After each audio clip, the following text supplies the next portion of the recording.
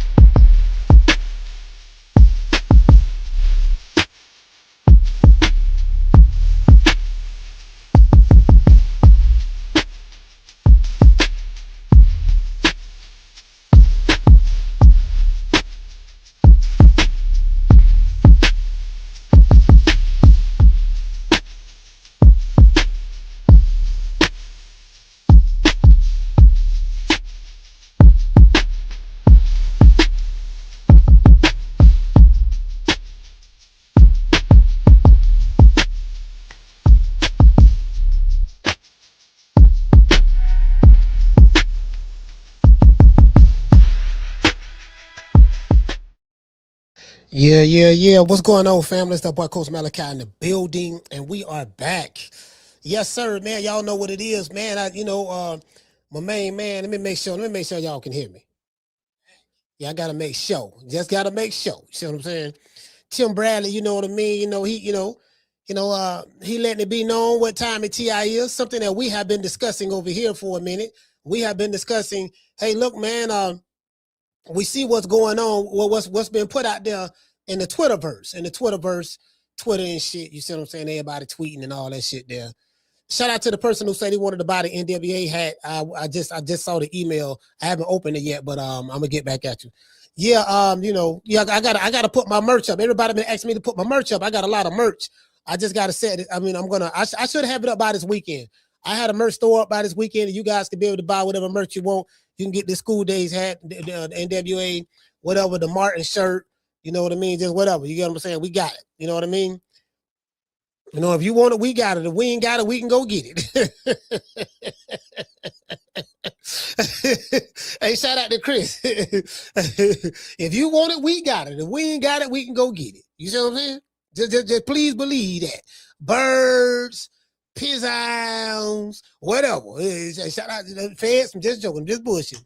Do not want no folks kicking my door down talking about some, yeah, we heard you on the podcast. We heard you on the show. You were streaming on YouTube. You said that you said you got birds, whatever they want. You got it. So we came to find out where it's at. Y'all don't want no people coming over here fucking with me. See what I'm saying?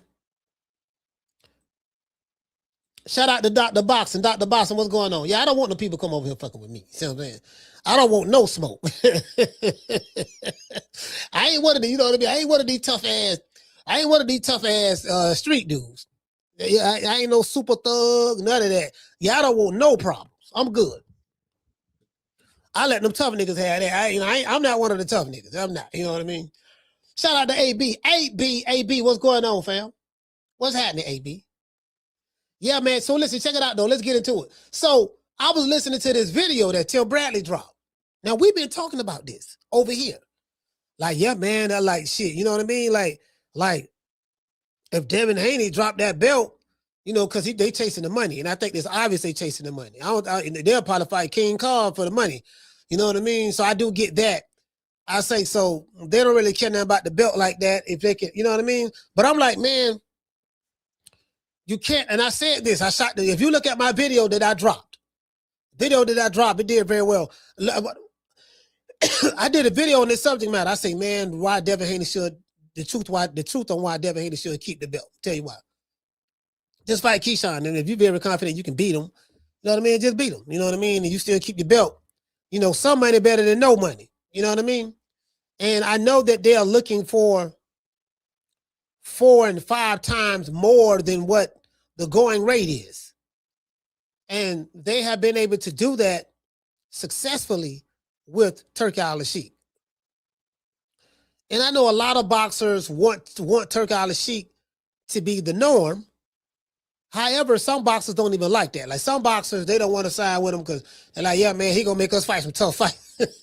Yeah, man, I can get the money, but goddamn, I gotta go through. I gotta fight Berterbier to get the money. I ain't trying to fight that motherfucker. So you got motherfuckers who, now it's like everybody, they saw what happened to Jared Anderson, this and that, and a lot of motherfuckers, see, this is the thing, right? Turkey be trying to get a nigga get a motherfucker to lose their O.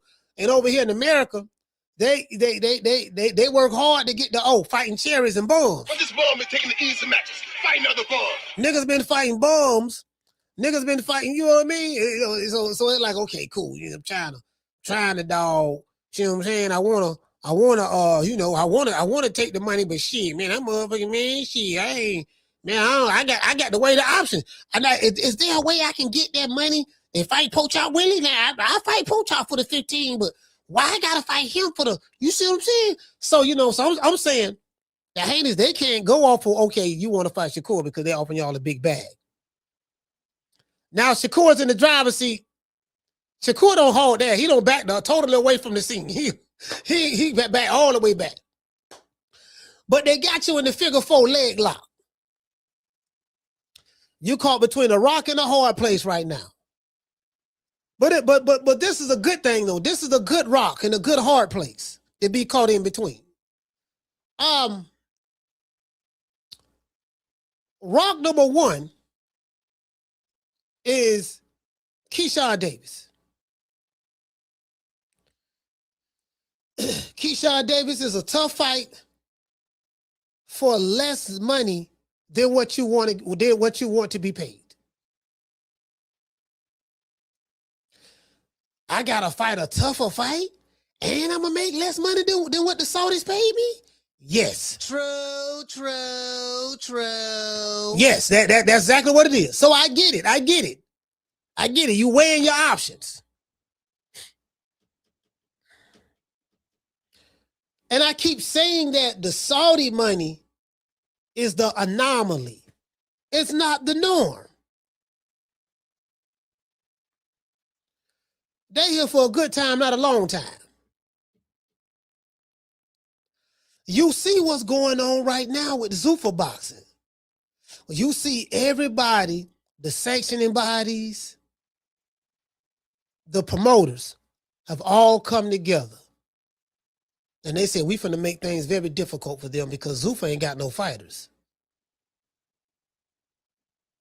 They don't have enough fighters the way they can just have a bunch of in-house fights. They don't. They got to come to the hen house, which is the promoters who got all the chickens. The promoters got all the chickens. Zuffa ain't got enough chickens. So even if you get a deal with Zuffa, who you gonna fight?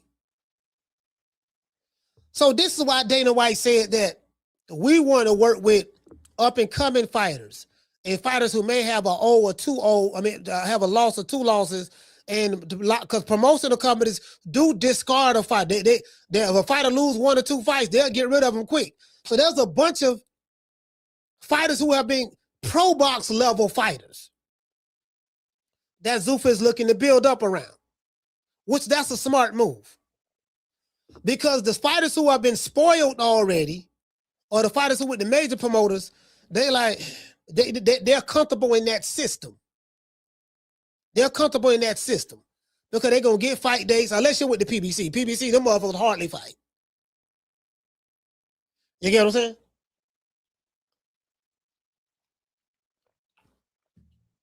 Them motherfuckers fight like maybe once a year, dog, over there, if that. So you gotta, if you over there, you gotta have a second job. You gotta get a Amazon job. You gotta work for UPS. You gotta work for Piggly Wiggly, 7-Eleven. Local gas station. You know what I mean? You might gotta twerk for TikTok over there. True. Nigga gotta twerk for TikTok to be over there. They hardly fight. What you doing, dog? Twerking for TikTok, dog. You know what I'm saying? Twerk, you know what I mean? Shout out to Summer in November. Summer, what's going on? Shout out to Bruce Gas. Yeah, you get what I'm saying? Like, shit. You see what AB doing? AB streaming now. AB like, fuck this shit, nigga. I'm finna start streaming. Shit, Jamel Chalo, the Chalo brothers better start streaming, but they don't have the attitude. They don't have the personality for the camera though. Because Jamel Chalo is a shit eater. And Jamal Charlo Man, this motherfucker on everything. Psychedelics, alcohol, lean, every downer or depressant you can think of, he's on it. You know, so you know what I mean? So I don't think that'll work. I don't think that'll work. You get what I'm saying? So, you know, I'm just, you know, yeah, I'm just saying, fam, niggas they gotta diversify that shit now in America. Yeah, dog, what you gotta do, dog? Listen, I'm finna sign you to this 360 deal. I got a 360 deal, right? Finna get that same deal we gave Clarissa Shields. What deal that is? We gonna give you an $8 million deal, 360, right? And then we gonna do a press conference. We gonna show everybody, yeah, get some cameras and some lights right here. Yeah, we gonna post this on our social media. Yeah, Clarissa Shields just inked a new $8 million deal. And yeah, look at this. The Guat got $8 million in the bank. The Guat got $8 million. They went to jumping up and down, doing the bankhead bows. You know what I mean? They were doing all that shit. And then now time done went by, motherfucker like, hold on, wait a minute, dog. Wait, what's going on here? This bitch in the studio trying to sing the Papoose. She can't sing. She making rap. She making diss records, dissing Papoose wife, Remy Ma. We saw on the wrestling event, it wasn't even WWE. Like it wasn't even TNT, dog. If it was on TNT wrestling, I'd have been like, okay, she on TNT. You ain't like it was some like some local like taco stand wrestling match she went to. It was like 25 people in the audience. She had them ran down the catwalk on the way to the ring, jumped in there, did some fake Buffalo flex shit, hit the girl with a powder puff. She knocked out. Carissa get on top of her and pin her 1, 2, 3. Everybody cheering. The 25 people that were there were cheering. Like, yeah, she knocked out. I'm like, if y'all really knew who she was, you'll know that she ain't knocking nobody out. That was the most unrealistic aspect of that part as well. Like Carissa hit her one time and knocked the girl out. You know, goddamn well, Carissa, she was pillow fisted. True. She ain't knocking nobody out. We know that. Yeah, so when I saw that shit, I was like, oh, man, God. That's the closest thing to a knockout she gonna get. You get what I'm saying? So we see that shit. So what you gotta do, we got that 360 deal, right? Look, this is what we gonna do. We gotta mix the boxing, the rapping, and the singing together. Boxing, rapping, and singing. SANGING, singing. We gotta get the boxing and the wrestling and the singing together. Like, you're a wrestler, so she's the part, she's the boxer, you know, she's a singer. We heard that song. She saw the Papoose. Don't make me play that shit. I will play that shit. I swear to God, I play it. I will ruin y'all day. If y'all want to if y'all having a bad day, y'all having a good day, I can make y'all have a bad day real quick. I'll put that Clarissa Shields on, goddamn it, and make y'all listen to it. True.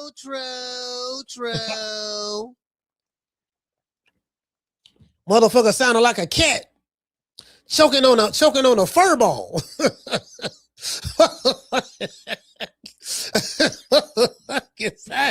And this ain't no shade to the Guat now. I like the Guat. I rocks with the Guat. I don't want no shooters. I don't want no Guat digital shooters coming over here. I don't want no smoke. Y'all got it, big dog. You got it. All I'm saying is this. The woman sounded like, you ever heard a cat choking on a fur ball? Tell some pap. Pap. I'm like, God, what the fuck? You know what I mean? Had some music in the background, forcing a nigga to listen to this shit. I'm like, man, come on, fam. To this day. Yeah, maybe anyway, enough of the Guat. Shout out to the Guat. Guat, I don't want no smoke. Guat, you got it. I do not want no smoke. Please do not come at me. God damn, I don't want no problem. I'm just getting back good with Brooklyn right now. I don't need no problem with Pap. I know he from Brooklyn. He gonna send the word out, and I gotta go through that shit again. Yeah, I don't want to go through that no more. I'm just squashing things. I'm just squashing everything with Brooklyn right now. So just y'all just stall me out on that deal. You know what I mean? Bitch can't sing though. Anyway, in a recent, here you go. Is Tim Bradley right about Haney's fight options? No Shakur, no Tank, time is running out. Now, I don't even know why I threw Tank in there, because we knew Tank wasn't going to fight nobody any goddamn ways. We know this. I told y'all this. Y'all heard that over here first. I say, look, man, if he wouldn't fight Devin Haney when it was at 135, what the hell make you think he going to fight him now that Devin is at 147? We know this ain't nothing to get happy about. Nigga, yeah, nigga, Tank. I told y'all, Tank coming out of Tank called Devin Haney out, offered him a 70-30 deal. He turned it down. He ducking Tank. I'm like, bro, how, like, you know, this is like I told you, Tank Davis fans. Not all of them. Some of them are very, very remedial. They like you know, bro. I think they was on Ritalin or you know, they was in the SLD class, slow learning disability. Y'all ever heard of that? We used to call it the boom boom class when I was going to school. The boom boom class. Where you at? Oh, he in boom boom. Boom boom mean the slow class. No, you know the boy. Somebody gonna be in the chat. Oh, nigga, you hating? Yeah, you know, I ain't hating. I'm just saying, nigga, if you slow, you slow. Just embrace your slowness. Motherfucker was in the boom boom class, so we know this, right? I said, y'all know goddamn well this man ain't finna. And then now, report though came out, Tank ain't coming back to 2027. Tank fans gotta find something to do. Who y'all gonna be a fan of now? Since your fighter ain't fighting, he ain't coming back to 2027. That's gonna be 2 years since the last time he been in the ring. Who y'all gonna root for now? Who y'all gonna root for? All right, no, y'all, you know what I mean? Who y'all gonna root for? Y'all might as well just come on, jump on Boots bandwagon. We got to come together and just jump on Boots. You might as well. You ain't got nothing else to do. You ain't got no fighter. No, y'all don't like Devin Haney. No, y'all don't like Shakur. No, y'all don't like Keyshawn Davis. Just go in the field and just come on over with Boots. Because Boots, at least Boots gonna do everything your fighter don't want to do. So at least he gonna do that. So y'all just get behind Boots, man, and just jump on that. You know, just jump on, get on the Boots bandwagon, jump on that there, man, and just have a Coke and a smile and shut the fuck up. To this day. Yeah, I don't want to hear all that goddamn crying. I don't. You know, the truth is looked upon as hate today. The truth is looked upon as hate. You tell the truth about some shit. Oh, nigga, you hating. Yeah, whatever. If I'm hating, I'm going to hate with truth. Truth. You get what I'm saying? We gonna hate with truth. True. That's what we gonna do. That's what we gonna do. Again, we don't need your friendship. I promise you, we don't need your friendship. We have enough friends. That last thing I need is a goddamn friend. That's the last thing I need. So I don't need no more friends. I swear to God, I don't. I'm good. I'm good on that shit. Friends is overrated.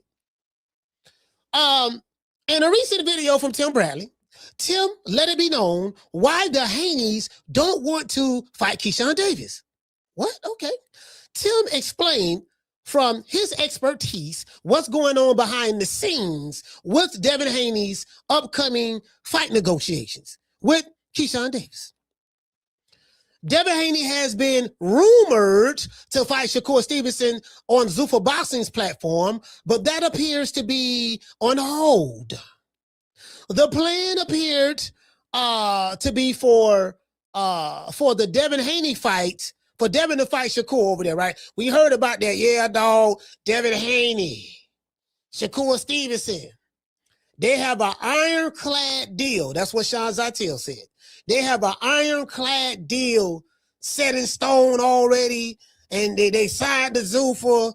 Shakur's getting paid $15 million. You know what I mean? To fight Devin Haney, and everybody's on board. The only person that haven't signed the contract was doggone Shakur. That's what Sean Zytel said, not me.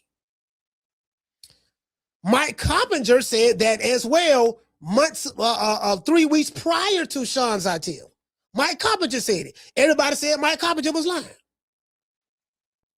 Then Shakur later on came out and said, yes, we are negotiating with Zuffa to make a fight with Devin Haney. He admitted that in the interview he did with the young white lady from Australia or from the UK.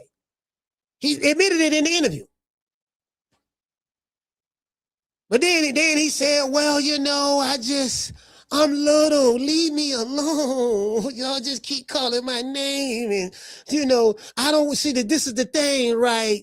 See, we can make that fight happen, you know, and but I don't want to step on nobody's toes. And, you know, my brother, Keyshawn, like, that's my brother. I love him. I love him, like, from the bottom of my heart. And the last thing I want to do is step on his toes. You see what I'm saying? Because he needs his toes to be boxing. And if I step on them then it might mess up his boxing career, and then he gonna be mad at me. And I love my brother. I don't want him to be mad at me, so I don't want to step on his toes. True. Y'all remember he said that? He said that in the interview. Hey, shout out to Felicia. Felicia, what's going on? Niggas say I'm hating because I'm telling the truth. I'm like, that's what he said, fam. I'm only quoting what he said. Oh, nigga, you been hating on Shakur for a minute, dog. I'm like, fam, okay, well, listen, man. If the truth hurt, if telling the truth is wrong, I don't want to be right. To this day. It is what it is. I've been called worse things.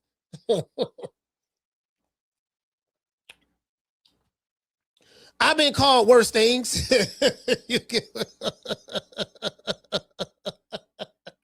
Oh, nigga, you hating. You this, you that. I'm like, fam, I've been called worse things, fam. It's okay. You'll get over it. Trust me. You just got to get your emotions out of it. Go do some push-ups in the garage, or get you a jump rope, do some jump ropes, or, go up and down on a dip bar, get your dip, work on your chest and shoulders and your back arms and all that there, man. And come back and holler at me in the morning. Nigga, please. Yeah, cause you got me confused with somebody who give a fuck. Boy, I can tell you, boy, I got no fucks to give. I'm out of them. I'm out of them. I sold out. All the fucks I had, I sold out a long time ago, dog. So I ain't got no fucks. So I ain't got nothing to give, fam. Y'all be coming over here like I really do give it. I really don't give a damn. I don't, fam. To this day. Them your emotions. Them ain't my goddamn emotions. Shit. However you internalize your emotions over your love for your favorite fighter, that's between you and your love and your internalization. You get what I'm saying? That shit ain't got a motherfucking thing to do with Betty Jean's last son, her youngest son, Betty Jean, West Tampa's finest. Only ain't got nothing to do with him. Tell you that there. See what I'm saying? That shit between you. You know what I mean? Oh, sensitive ass nigga. Anyway. So he explained, what the negotiations is like, right? Devin Haney has been rumored, as I said before, to fight Shakur Stevenson on Zuffa Boxing, but that appears to be on hold, or that appeared to be some bullshit. Either or, we gonna find out. The plan appeared to be for Devin Haney to fight Shakur Stevenson. However, Shakur and J Prince, the WBO and Top Rank, pulled a Machiavelli move that even the Haneys did not see coming. They've appeared to have been outsmarted. They appear, I'm saying like J Prince and them, they appear to have outsmarted the Haneys. And it's kind of hard to outsmart Bill Haney, because Bill Haney, 9 times out of 10, he the smartest man in the room. True. He the smartest man in the room. So for you to outslick the slicker, outsmarting Bill Haney is like outsmarting a can of oil. How you gonna outslick the slicker? That's what my mom used to tell me. My mom and daddy and uncles, that was an old saying they had. How you gonna outslick the slicker? Nigga. You think it's slick, huh? You think it's slick. How you gonna outslick the slicker? You ain't slicker than me. You know what I mean? You ain't slicker than me. Hey, for real though, all bullshit aside. That was my dad used to say. He used to be like, yeah, he's slicker than me. He started to call nickname. That'd be the nickname. That was my nickname. Hey, slicker than me. Come here. Slicker than me. Come here, slicker than me. Why you call me that? Because you think you slicker than me. You think you, cause when you young, you think you smart than the motherfucker. You ain't been on the planet long enough. You don't have enough experience. You don't have enough real life experience to be smarter than your parents. I'm saying when you're younger, right? But you don't know that. In your mind, oh man, y'all don't, you know what I mean? Because there's nothing new under the sun. The shit you going through, they don't went through. Yeah, it's a different time, but the same it's different times we living in, but the circumstances will always be the same. No matter what point in time you are in your life, whether it's 20 years from now, 30 years from now, 40 years from now, 100 years from now, whatever, those same circumstances that was here now, that was here before, that's going to be here tomorrow, it's going to be here 60, 70, 80 years from now. It's going to be the same circumstances. You see what I'm saying? True.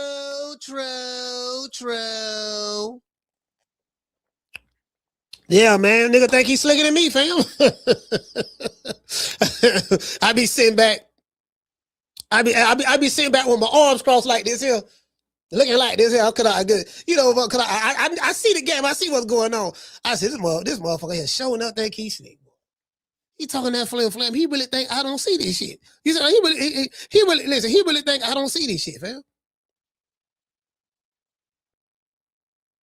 You know how motherfucker be running game on you?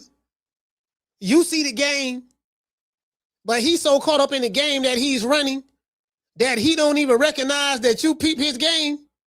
But you ain't said that. You just looking at, you got your head turned to the side like this here, and you looking at this sapsucker. Well, this sapsucker showing up think he's slick.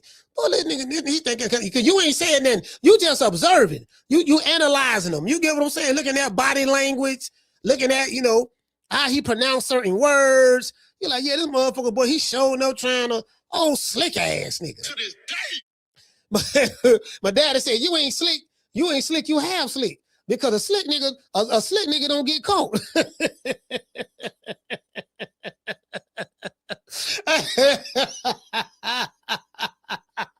He said you ain't slick, you have slick. Because a slick nigga don't get caught. To this day. I thought about that, right? Say, he right about it. Now, if you really slick, you don't get caught. You're a smooth criminal. I was able to slide in without being detected. Took all the diamonds out the jewelry store. Slid back out before anybody knew, and before anybody recognized what was going on. That's a slick guy. If you get caught, you ain't slick. To this day. Anyways, so we're gonna see what's up. It appears, as I said before, that J Prince, the WBO, Top Rank, have and Shakur Stevenson have outsmarted the Haneys. You see what I'm saying? They appear to have outsmarted the Haneys, and Bill has went radio silent. Bill is gone. He don't went radio silent now. Probably because he's trying to wheel and deal in the background. The people who I have spoken to, you know what I mean, have told me that the Haneys appear to be desperate to make a big money fight, and everyone in boxing knows it. Everyone knows it. Tim Bradley lays out several options for the Haneys. Option 1, fight your mentor, Keyshawn Davis. The problem with this is the problem with this fight is that it's a high risk fight. It's a high risk fight, and they ain't making the kind of money that they want to make. The Haneys won't make Saudi money fighting Keyshawn Davis. The checkmate came when the WBO revealed that Zuffa Boxing can't bid on the Haneys the Haney versus Keyshawn Davis fight. If that fight were to go to purse bid, of course Zuffa Boxing can come and pay them a boatload of money, way more market value than what the fight really should be worth, and they could just take him and snatch him, right? So the WBO say no. Zuffa Boxing can't be a part of this. So you see what's going on. All the promotional companies and the sanctioning bodies, they have consolidated. They come together. They have come together, and they are putting a blockade, so to speak. Yeah, baby boy, you can fight, but you got to fight on our terms. So, you know, I figured Bill probably on the phone trying to get Turkala Sheik on or whatever. You know, this is the thing. Like, and then Zuffa, I mean, they got somebody that Devin Haney can fight. They got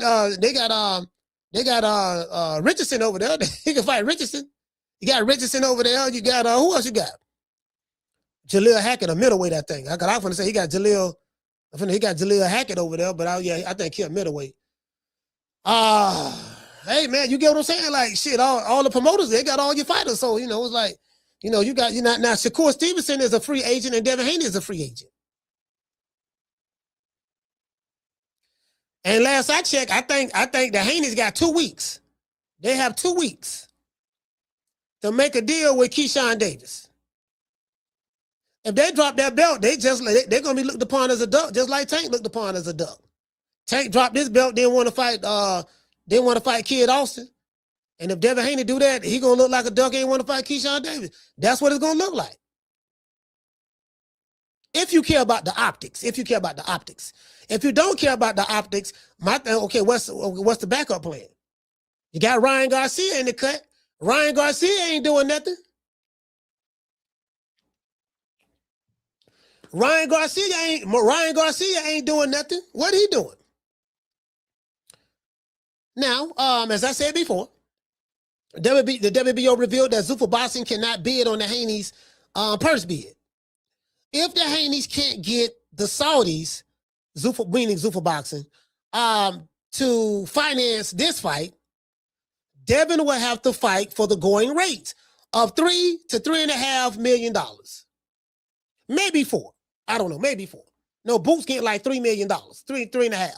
Xander Zayas got $3 million. You know what I mean? Virgil Ortiz get that. See, they're gonna get that. That seemed to be the going rate. Shakur Stevenson was getting that. That seemed to be the going rate right there. I'm talking about guarantee. Because ain't nobody buying enough pay-per-views for you to get anything on the back end. I ain't gonna get you no guarantee, but we gonna get you gonna get 75% of the pay-per-views. Yeah, but if the shit went triple plastic, I'm gonna get 70. It ain't gonna be nothing to get 75% from. Because you gotta sell a certain number in order to get a percentage of the pay-per-views. If you don't hit that number, then what?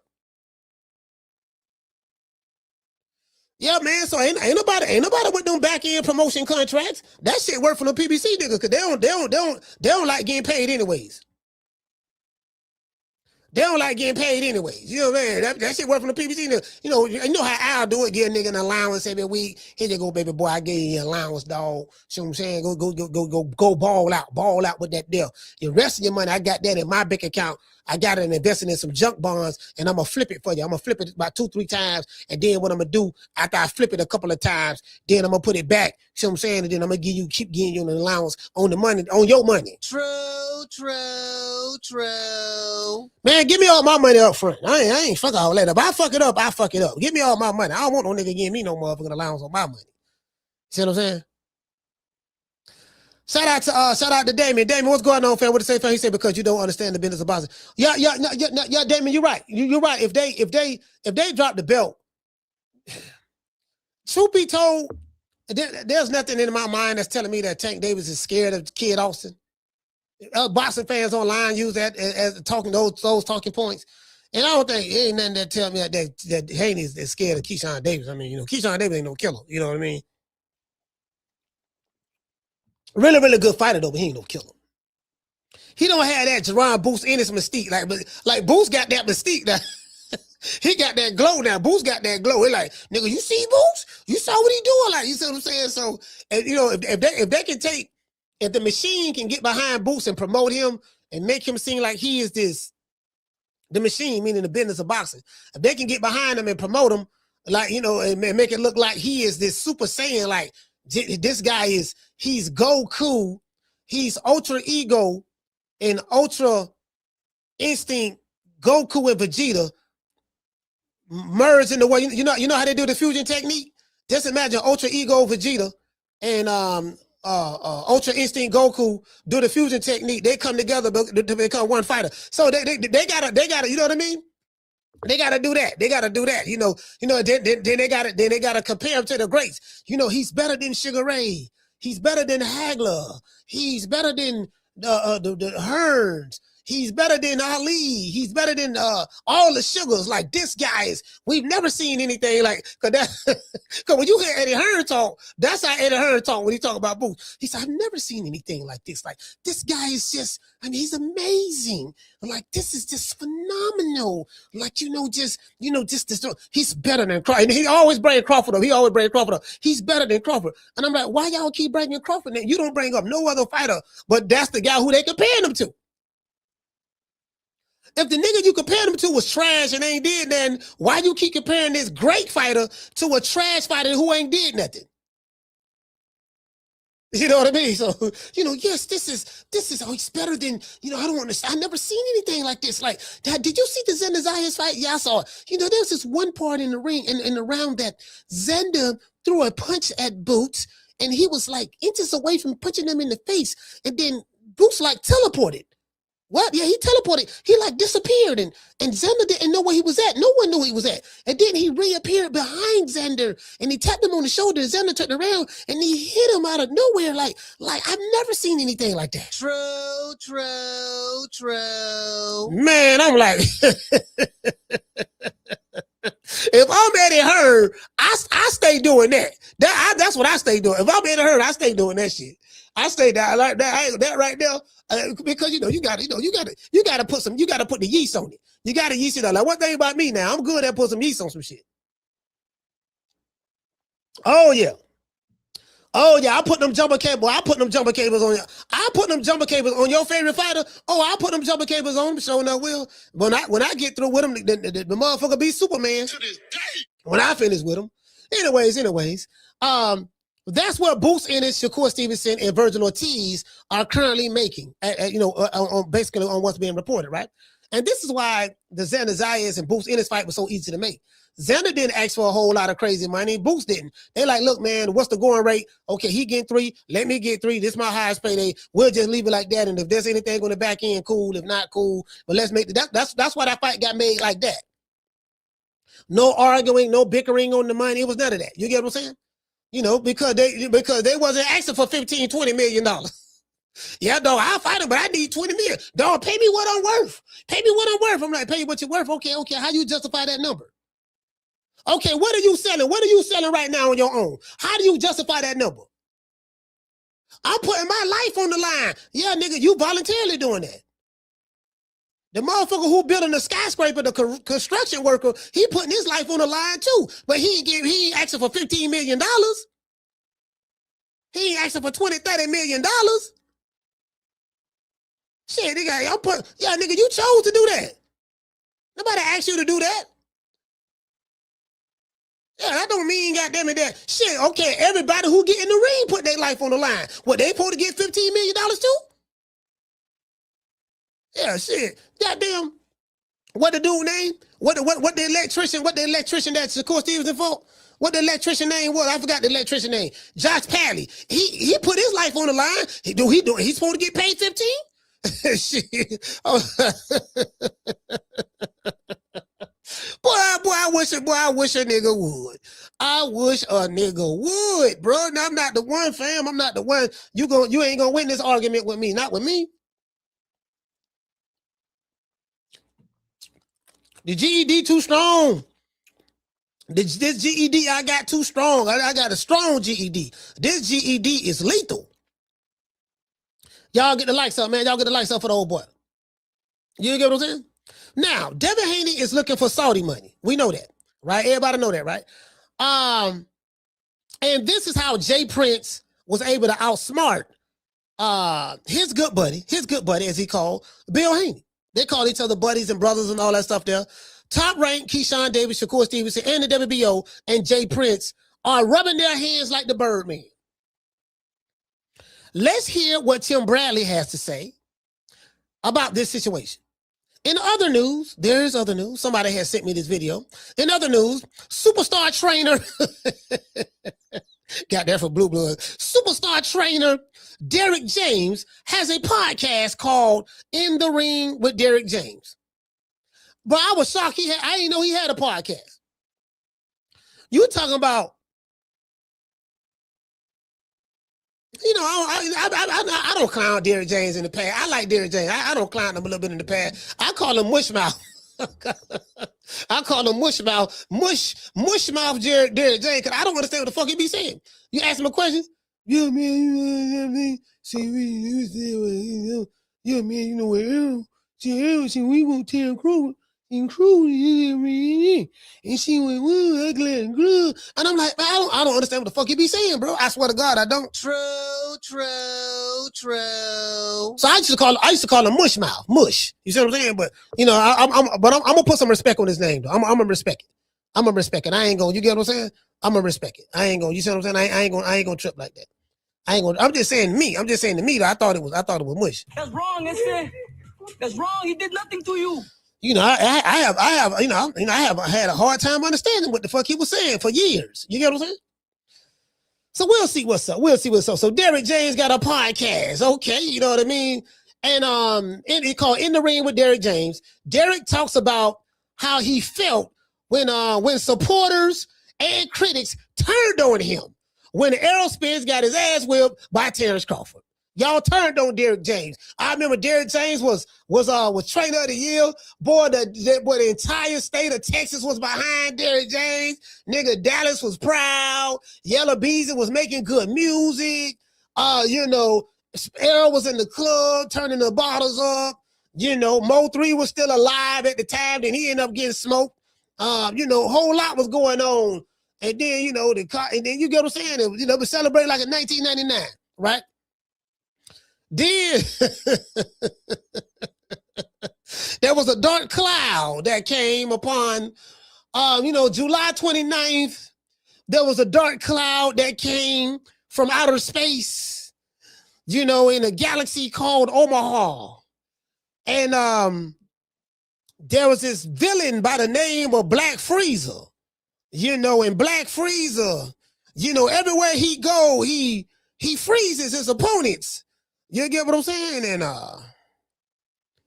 he freezes his opponents, and it was very gloomy that night. People was real happy and excited. Then when the dark cloud came and you get what I'm saying? It just consumed the atmosphere that night. Dallas ain't been the same since. True. Boy, they ain't been the same since, boy. Please, let's say a special prayer to Dallas. Let's say a special prayer for Dallas, man, because I want to see all y'all in Dallas who sent me death threats over the years. I forgive you. All you niggas from Dallas and Texas who sent me death threats over the years, I forgive you. Don't worry about it. One more than to let bygones be bygones. You know what I mean? We gonna start over on a new. We gonna start over on a new leaf. Don't worry about it. I'm gonna charge that to the game, though. I'm gonna charge it to the game. Nigga, please. Don't worry about that. You see what I'm saying? I know y'all was in y'all feelings. And shit. I get it. I understand. I get it. I know y'all was in y'all feelings and shit. You see what I'm saying? I understand. I didn't realize. I know, and I was kind of insensitive at the time. I did not take y'all emotions and feelings into consideration. I was insensitive, so I am partially to blame for destroying Dallas, Texas, and boxing, for destroying the boxing scene in Dallas. I am partially to blame for that. So that's my fault. And I do hold myself accountable. So I do apologize for my part in destroying Dallas boxing. True.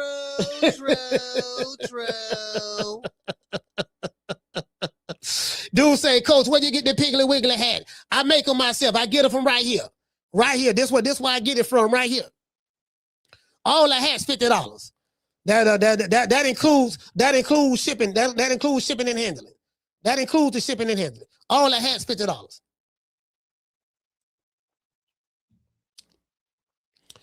Yeah, man.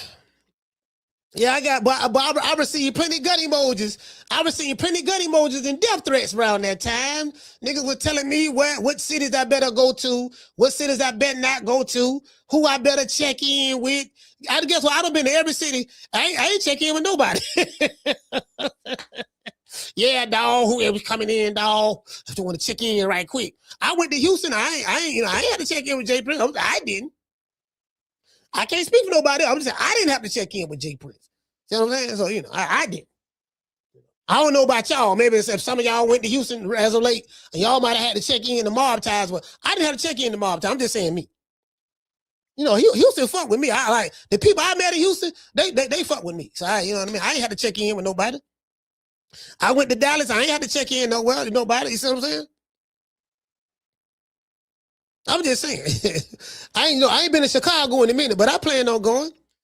Guess what? I'm not gonna go to the O Block and like what the basketball name Steven Jackson. This nigga, you's a multi-millionaire. You 6 feet 10 inches tall. Former champion basketball player, retired. You and Matt Barnes. You left your mansion to go to the liquor store in Chicago. I'm going to O Block. Yeah. On real ones, no. You ain't real. See, a real one don't mind checking in. I check in, but I come to Chicago. I'm on O Block. I check in. All the dudes that's around you is broke, scraping the bottom of the chitlin pot. They got firearms on them. You want to prove how hard you is by I'm a multi-millionaire. I'm finna go down here where the rats and roaches at, and I'm finna check in with the rats and roaches. You cannot make this shit up. True. Anyways, Derrick James also explained why he squeezed Crawford's glove after the fight. Y'all remember that? When they was in the ring, he had no grab Crawford glove and squeeze it. Fearless nigga glove. Nigga had some melatonin in this shit, dog. Motherfucking Black Freezer had the melatonin in there. He was trying to squeeze. He was squeezing all that melatonin in the glove, right? He explained why he did that.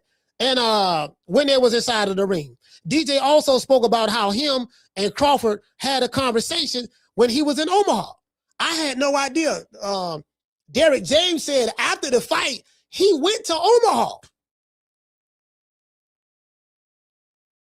I'm going to play it. He went to Omaha and he said, he spoke to Crawford and all that. Well, he wasn't going to Omaha just to talk to Crawford, but he was there handling some business. And he said they just so happened to, Crawford was like, damn, man, you in Omaha? He said, yeah, I'm in Omaha. He said, I didn't know you came to Omaha. He said they spoke and talked, and he spoke very highly of him. Now, I don't want nobody to start no conspiracy now. Yeah, dog, see what I'm saying? See, deal what happened, dog. See, Derrick James and Errol Spence was beefing.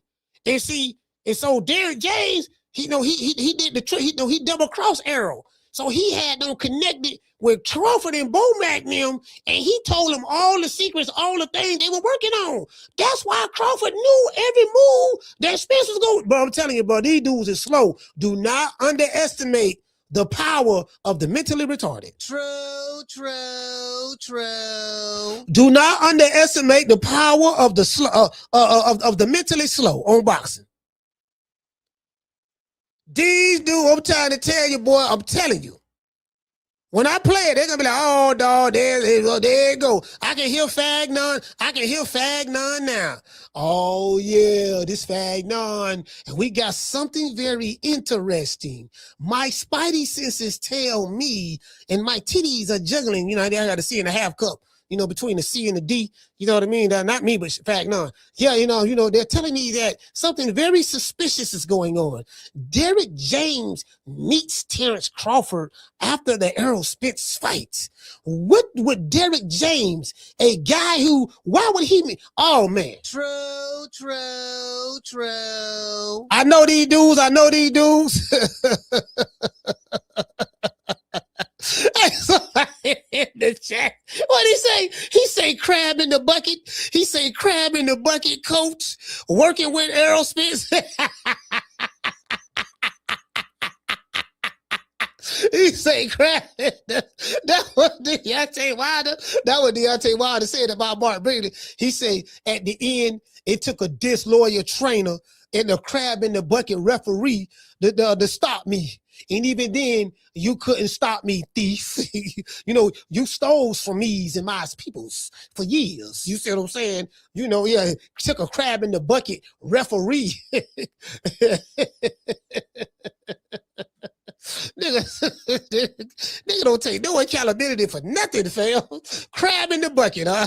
Yeah, Derrick James was a crab in the bucket trainer. He set Errol Spence up. Bro, I promise you, y'all might see that might be the next title on somebody. Listen, when somebody drop that video, y'all let me know. Y'all gonna say, Coach, because I'm telling them what to say. I'm telling them what they're gonna do. Yeah, dog. Yeah, old crab in the bucket. Derrick James went to Omaha and met with Crawford and spoke to Crawford. Can you believe this? Oh, why did Derrick James say that on that podcast? True.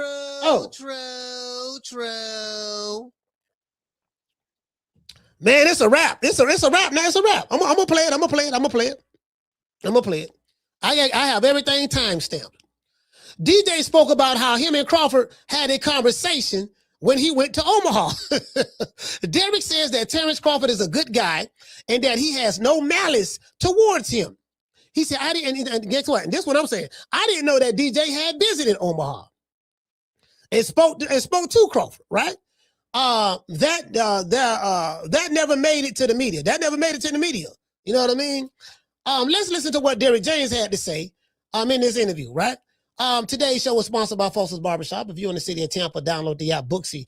That's BOOKSY. Foster's Barbershop is located at 1923 West Main Street, West Tampa, Florida, 33607. Let them know that the coach sent you and you will receive a 10% discount. Let's give our sponsor, Foster, a round of applause. True.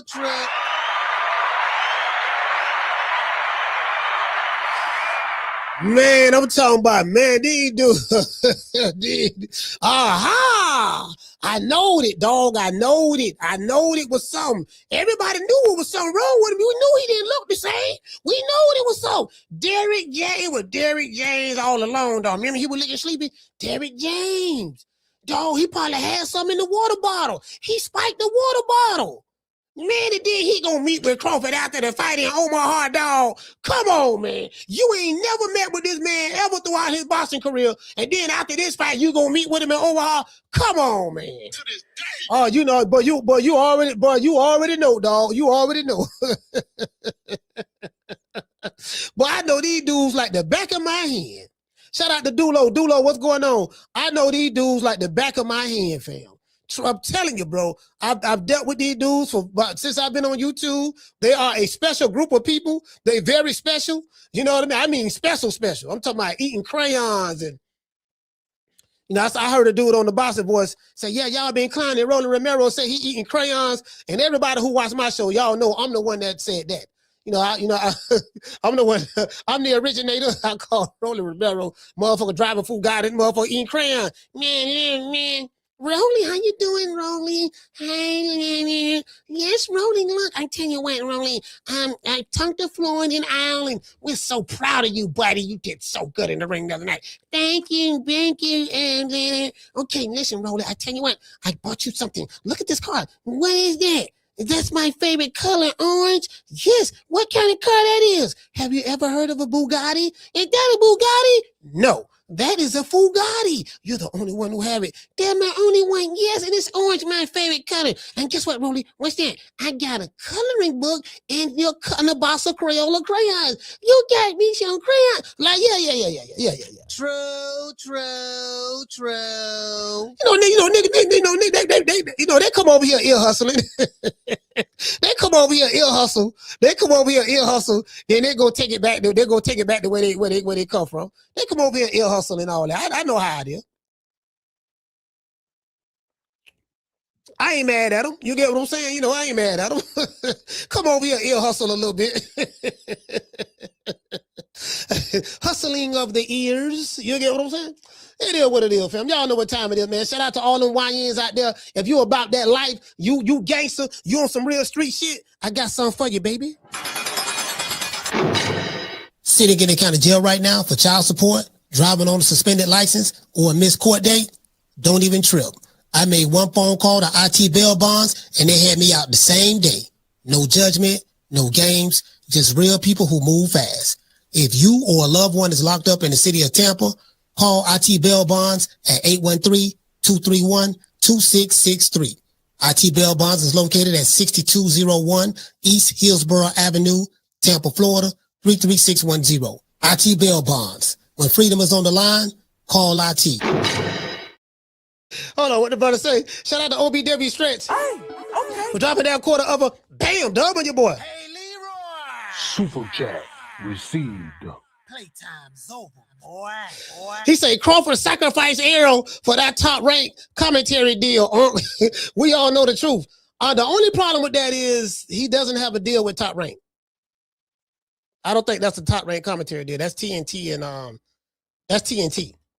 I don't think they have anything to do with Top Rank. Yeah, man, but it is what it is. I mean, it is what it is, man. So, hey, shout out to OBW Stretch. What, bro? You want to give my motherfucker $5 and go? What you leave me for? Go, man. I'm your twin brother. You don't want to give me $5? I'm saying I'm your twin. I want $5, bro. Why the fuck why you going off on me for? I just said I want my $5, bro. You want to hurt me, bro? No. I just said I want my $5 on that play date. You want a cigarette? I want $5, bro. I want my $5. I ain't keep playing, bro. You got me on YouTube, bro, man. This shit rich, man. Don't do me like that, bro. Man, bye, man. I'm going mad now. Man, I don't fuck that shit, man. I'm mad now, bro. Fuck. I don't care. I'm gone too. Fuck. Fuck it. You don't want to talk to me. Bye, I'm gone, bro. I'm gone, bro. I'm gone now. It's over with. Bye, Terry.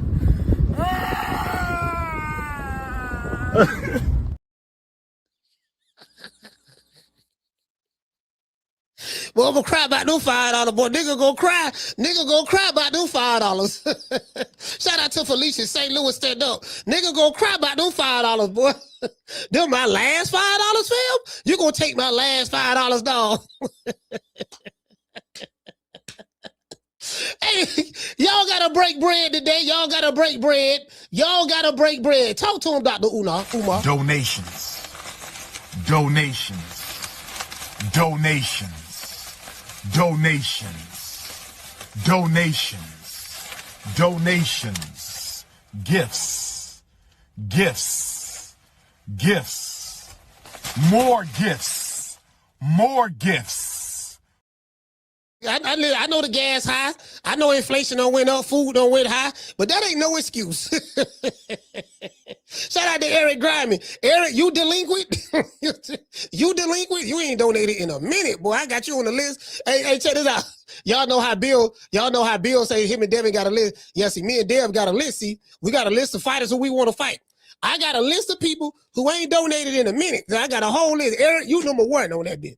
You was number one. I don't mean to put you on the spot, brother. I fuss with you. You my guy, but man, you been tight. I don't know what's been going on, bro, but you got to tighten up. Shout out to Talker San Diego. Talker San Diego, what's up? You been delinquent too. I ain't trying to put nobody business out there.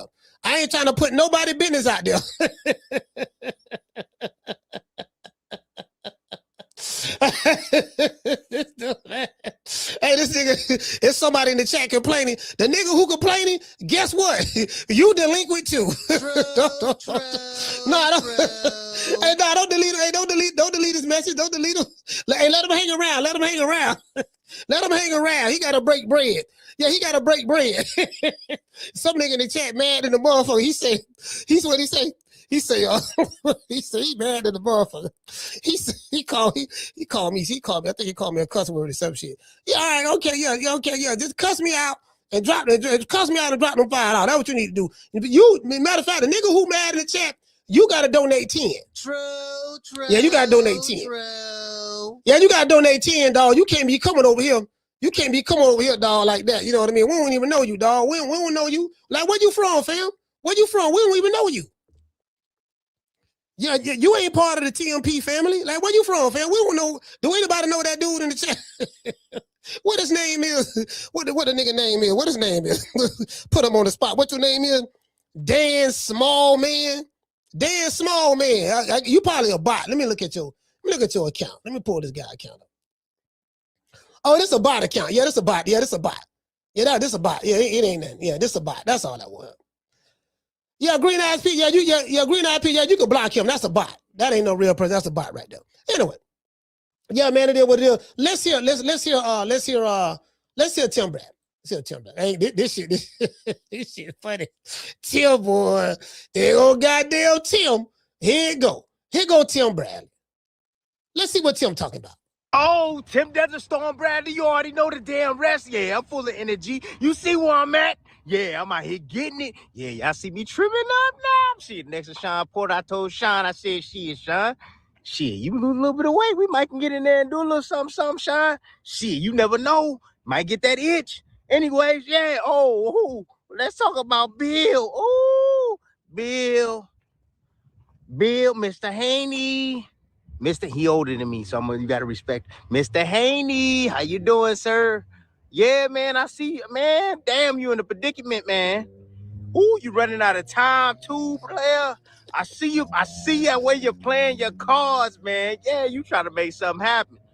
But you already know Tank ain't it's not happening. No, that's not happening. Nah, hell no. Tank will fight probably Stephen Fulton before he fight your son.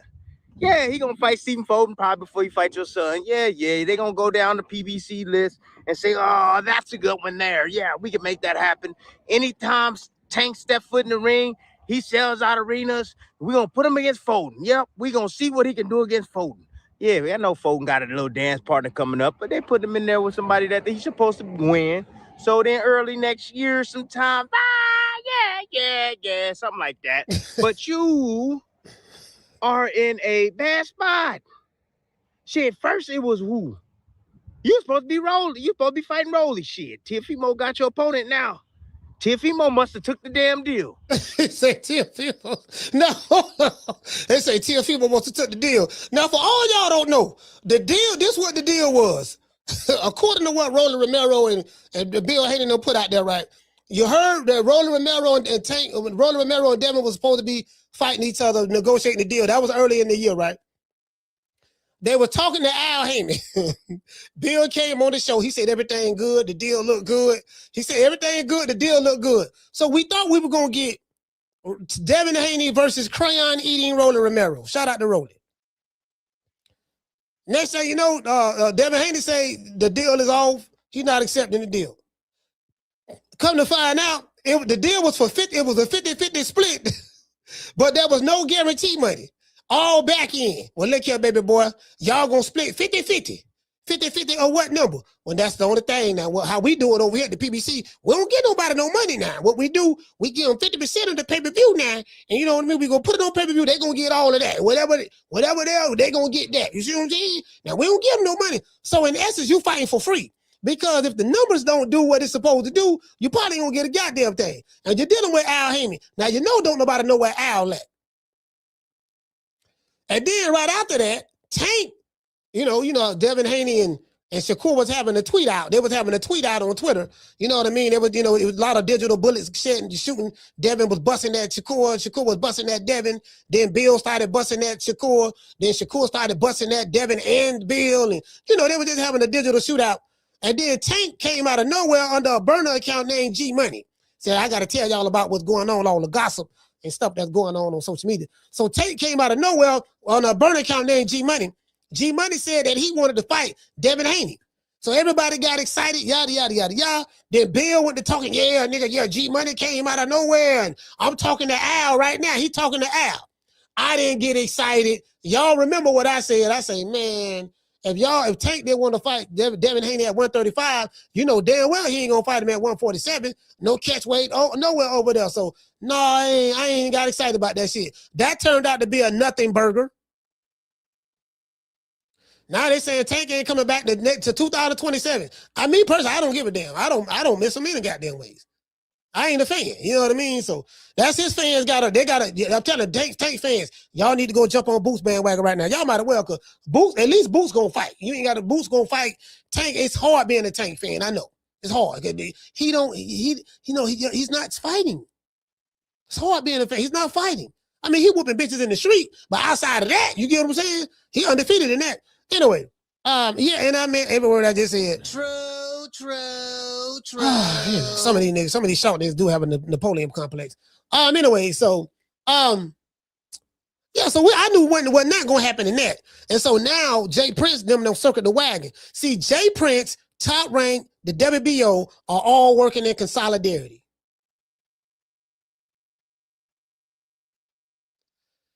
So the Haneys is probably trying to make a deal with Shakur still. Shakur like, nah, baby boy, I'm just going to sit back and wait. My manager told me to wait, J Prince. J Prince been in the game a long time. He said, I'm going to just sit back and wait. Now, if you really want to fight me right now, drop the belt. We can fight tomorrow. My only reservation is this. You can't, as a fighter, you can't let another fighter tell you to drop your belt if you want to fight them. And then what if you drop the belt and Shakur Stevenson said, you know what? I'm not going to fight you right now. I'm going to fight somebody else and we'll fight later on. And we'll fight next year sometime. You don't drop your belt for nothing. Because you ain't, it ain't no contract y'all got. You know what I mean? So yeah, so that won't work. Keyshawn is a hungry pup coming up. It's gonna be it ain't gonna be like the Brian Norman fight. It ain't gonna be like the Brian Norman fight.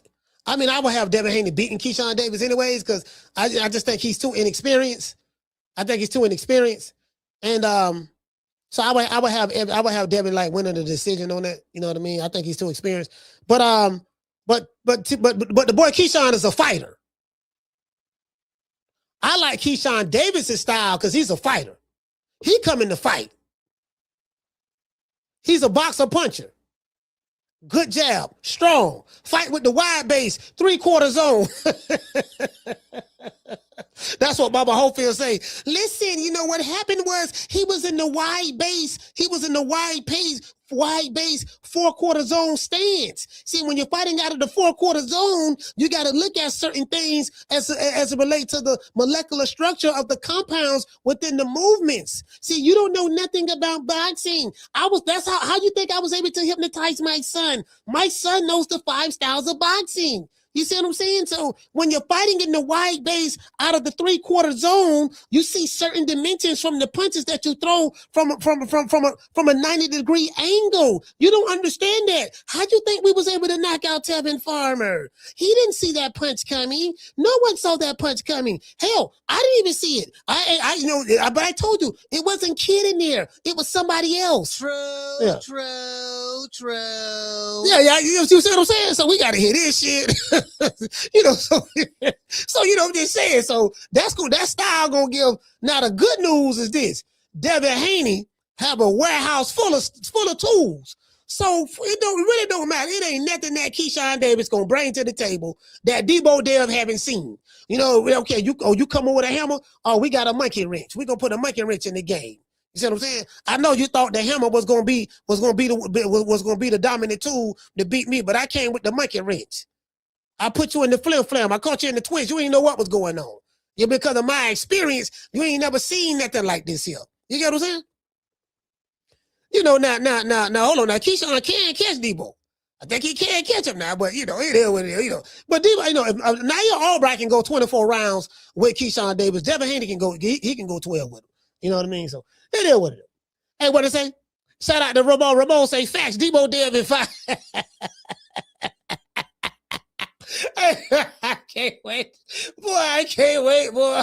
Oh, boy. Listen, I can't wait till this fight get announced. I cannot wait till this fight get announced. We breaking the Debo Dev in 5 shirts back out. We breaking the Debo Dev in 5 shirts. We gonna get the Keyshawn Davis fans riled up. We gonna get them riled up. And we Debo Dev in 5. We coming to Virginia. You see what I'm saying? Stopping. You see who's stopping those? We stepping out the Bentley. Notice I'm saying we. I heard a nigga call the show today. I would listen to the Boxing Boys at the gym. Nigga called the Boxing Boys, and he was fanned out over Terrence Crawford. He said, "Yeah, man. Yeah, I don't like what y'all. Yeah, he said, I'm gonna ride for my. He said, I'm gonna ride for my boy. I'm gonna ride for my boy." He said, I'm like, boy, I don't even know this nigga. I'm gonna ride for him. Yeah, dog, I'm gonna ride for him. You see what I'm saying? And another thing too. And then another dude called about Errol. He was like, yeah, man, I don't know why y'all keep talking about that, dog. Like Errol was just doing the interview, answering the question, dog. Why y'all won't let this go? So y'all getting on my nerves now.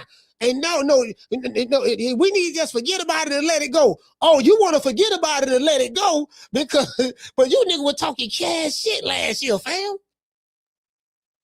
They were talking so much shit last year. Now they want to forget. I mean, for 3 years ago. Now they want to forget about it. They don't want to talk about it no more. Y'all don't even want to talk about it no more, dog. Why we still talking about this?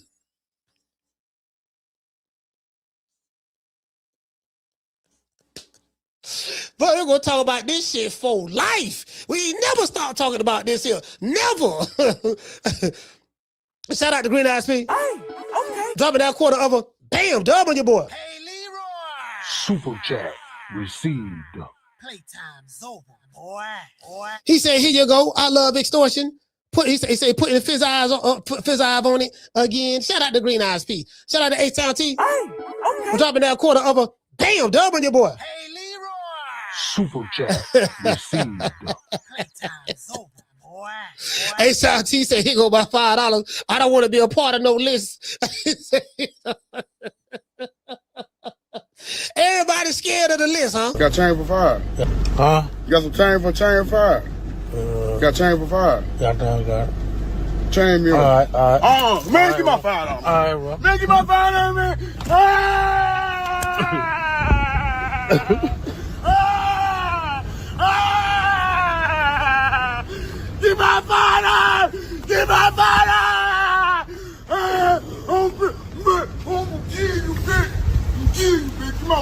$5, man. Man, stop playing me, man. Give me that $5 back.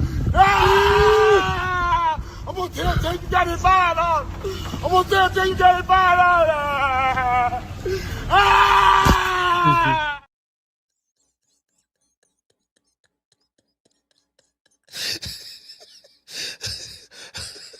I have no comment. No comment at all. No comment. No comment. No comment.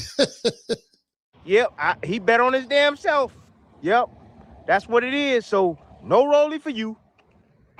Shakur Stevenson, oh, he purposely went MIA. Oh, he purposely went MIA, man. He was just like, you know what? I think what Roy said, yeah, wait till 147. Yeah, Tim said the same thing. However, if you was gonna make the fight 144, but you know, I ain't gonna do it. Nah, I ain't gonna do it. I'm gonna let my brother, Keyshawn Davis, you know what I'm saying? I'm gonna let him go ahead and fight you. Oh, Keyshawn moving in the #1 position for the WBO. Oh, yeah. And they just mandated it. You got 20 so shit, he probably about 17 days now, 18 days now. Yeah, not that time. Not sure what you're gonna do, man. But you know what? He said,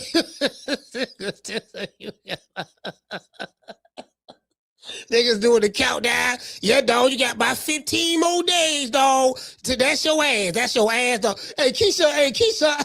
Hey. Keyshawn pacing back and forth. Listen, I can see it right now, dog. Keyshawn Davis, Shakur Stevenson, J Prince in the room together. Keyshawn pacing back and forth. Yeah, boy. About 14 more days, Debo. That's going to be your ass. 14 more days. That's your ass. Yep, 13 more days. Yep, 12 more. It's a countdown right now. 10. I know you don't want to fight me. 9, 8, 7, 6, 5, 4. Debo, you got one more day. This is probably what Keyshawn Davis said. You got one more day, dog, to doomsday. This your ass. I'm telling you, dog. I'm going to get that belt, dog. I swear to God, I'm going to get that belt, my nigga. I ain't trying to hear none of that shit. Your daddy said you got a bunch of tools in the warehouse. Well, we finna find out. So Keyshawn pacing back and forth. They counting down right now. Debo Dev like, man, I don't see none of this shit. Debo sitting there with his arms crossed, but Debo trying to get to the money. I'm like, hey, man, look here, man. What you gonna do? Barbecue or meal do, baby boy? You gonna barbecue or meal do? You got TB here, man. Hey, I'm here to help you out, player. Check this out. Is the money is what it's about. I know it's about the money. I know it. So you're saying Tank Davis, you know he ain't fighting you one. Oh, you get more money for that. I get it. Hold on. I got to say this. I do not own the rights to this material. It's for education purposes only. It's from Tim Bradley's YouTube channel. And the other video I'm going to show is from Derek James on podcast. And it's covered under the Copyright Act. So that's off the table. So then Shakur said, no, I want you to fight my brother. I'm going to go ahead and I'm going to get ready to fight for this Zuffa title or something like that. Yeah, because you already know Shakur going with Zuffa. He going to fight somebody. Might be Ryo. Don't know. But he going to fight somebody over there. So you left with just Keyshawn. And I know you don't want to do the Keyshawn fight. Hell no. Why? he said, and I know you don't want to do the Keyshawn fight. Keyshawn, goddamn Meeshawn. And I was talking to Gray. Gray called him Meeshawn. What nigga name? Meeshawn Davis. Fuck Meeshawn. Gray don't like Meeshawn. Gray don't like Keyshawn at all. I don't know why he don't like Keyshawn. But he don't like nobody that's affiliated with J Prince. Because he don't like J Prince neither. And old J Prince, slow talking motherfucker. Nobody don't give a damn about that slow talking shit. I keep motherfucking gangster. Man, I wish that motherfucker would come on down here to DC with that shit, Slim. Slim, I tell you, boy, we got some for his ass. We'll send that Bama back to Houston. That J Prince, nigga, Gray, 72 years old, talking cash shit to me on the phone about J Prince. To this day. Man, shout out to Cardenas. What's going on, fam? Yeah, man, he was talking cash shit the other day. Why do the Keyshawn fight? Oh, it's a good fight. Oh, man. You know, shit, I think it's a lose-lose situation. Shit, you beat him. Oh, he ain't had no experience. He beat you. Oh, you ain't that good. And is the money gonna be right? Don't Don't know if the money gonna be right. You gonna make some money, but you ain't gonna make the money you want to make. And so he said, Tim say, now wait a minute, now you gonna make some money now, cause Top Rank gonna pay you. You just ain't gonna get paid, but you want to get paid. Cause Devin probably want about anywhere from $12 to $15 million. I need at least 8 figure, dog. You want to see me get in the ring? I need at least 8 figures. Anything less than 10 ain't a friend. You see what I'm saying? Anything less than 10 ain't a friend. If you want to be a friend of mine, you got to give me something higher than 9. You get what I'm saying? If you want to be a friend of mine, you got to give me something higher than 9. I don't need 9 million. I need 10 million. You see what I'm saying? And Top Rank gonna give you about 3. They gonna give you a strong 3. Bob Arum and them, Todd the Buff, that's who running Top Rank. They listen. They gonna give you a strong 3. Todd the Buff and Carl Moret and stuff. They gonna give you. Listen, dog. We ain't got 10 for you, but we got this strong 3 million for you. You know the 3 million that you were making prior to getting with Turk out of sheet. Yeah. We got this strong 3, right? 3.5. We can give you 3.5, and you can get the rest on the back end. We don't really do back end. That's really top. That's really PBC. So I don't know you want that, but we got 3. We got a strong 3.5 mil right now for you. 3.5 million is a lot of money. I'm telling you, to me, that's a lot of money. Shit, listen. I'll fight Godzilla for $3.5 million right now. True. Hey, Green Eyes P, I'll fight Godzilla right now. Right now, no training camp. Next week, I'll fight Godzilla next week, no training camp for $3.5 million. Shit, nigga, please. Nigga, please. But that ain't a lot of money to Devin. You know what I mean? Because Devin probably looking at it like, man, I got to pay taxes on this shit. Then I got to pay my dad. I got to pay my team. By the time I pay everybody, it ain't nothing left. That's probably how he looking at it. You get what I'm saying? But you've been out of the ring for 8 months. So, I don't know. So we gonna see what Tim is saying, that he don't want to fight Keyshawn Davis. That's what Tim is saying. Right? So then now, who makes some money, but you ain't gonna make the money you gonna be right? Shit, you beat him. Oh, he ain't had no experience. He beat you. Oh, you ain't that good. And is the money gonna be right? Don't know if the money gonna be right. You gonna make some money, but you ain't gonna make the money you want to make, right? So then now, who's left?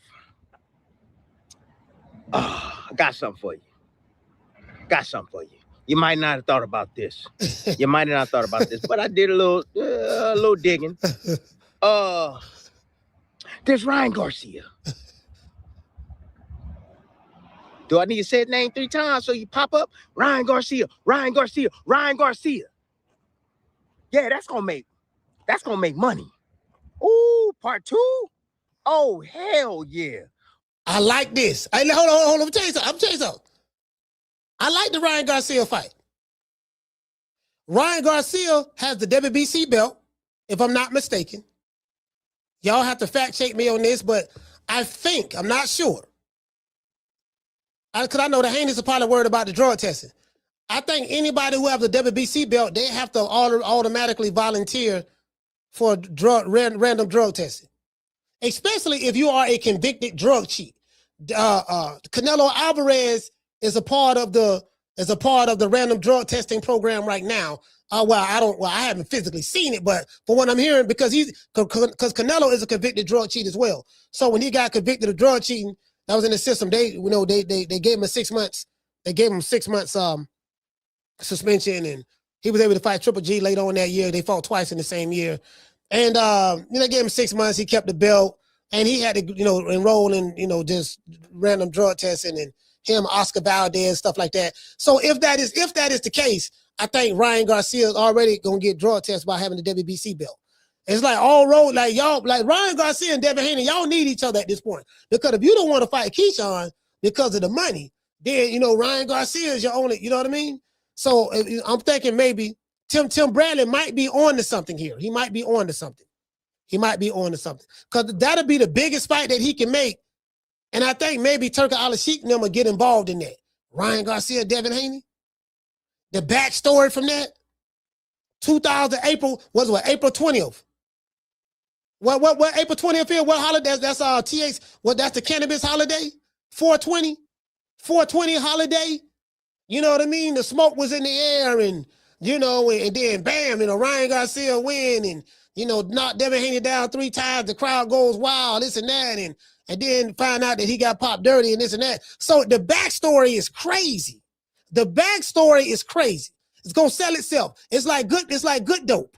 When you got some good dope, good dope sell itself. You ain't got to let everybody know you got it. They gonna keep coming back. The word gonna spread. Yeah. That'll sell that. Outside of that fight, it got to be Devin Haney, Keyshawn Davis. True.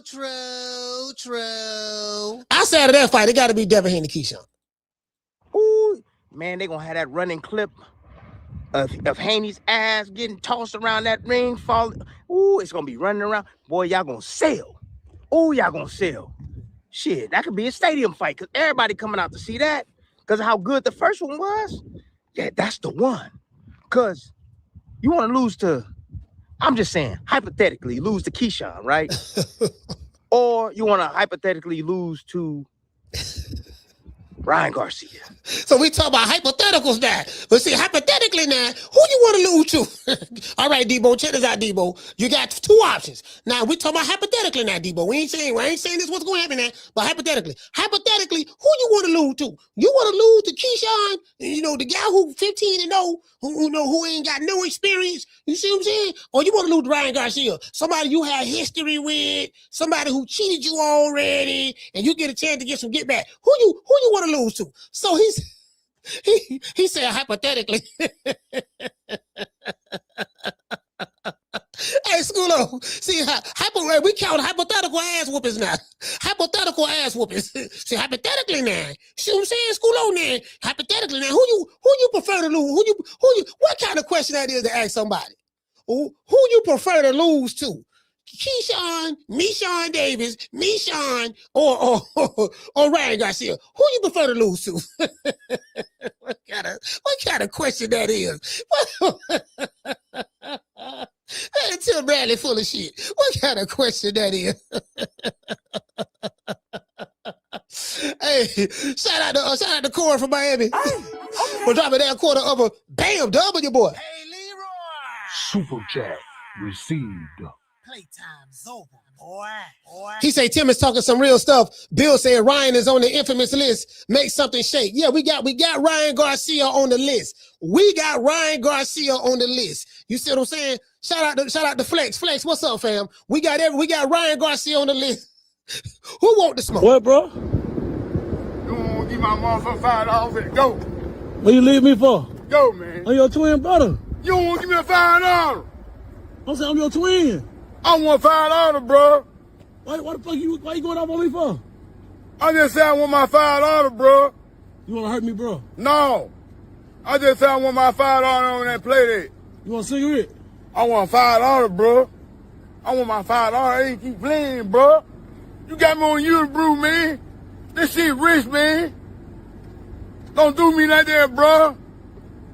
Man, bye, man. I'm going mad now. Man, I don't fuck that shit, man. I'm mad now, bro. Fuck it. I don't care. I'm gone, too. Fuck Fuck it. it. You don't want to talk to me. Bye, man. I'm gone, bro. I'm gone, bro. I'm gone now. It's over with. Bye, Terry.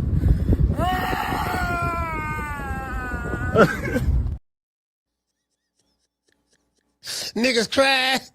Man, I gotta fight Keyshawn Davis, man. Man, I gotta fight Keyshawn. Man, they ain't paying me money I wanna make, man. Man, come on, man. How you do me like that, man? Man, I ain't fight for them $3 million, man. Man, no, man. Man, we had a big money fight.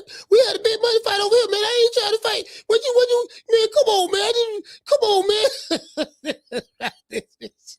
Niggas right.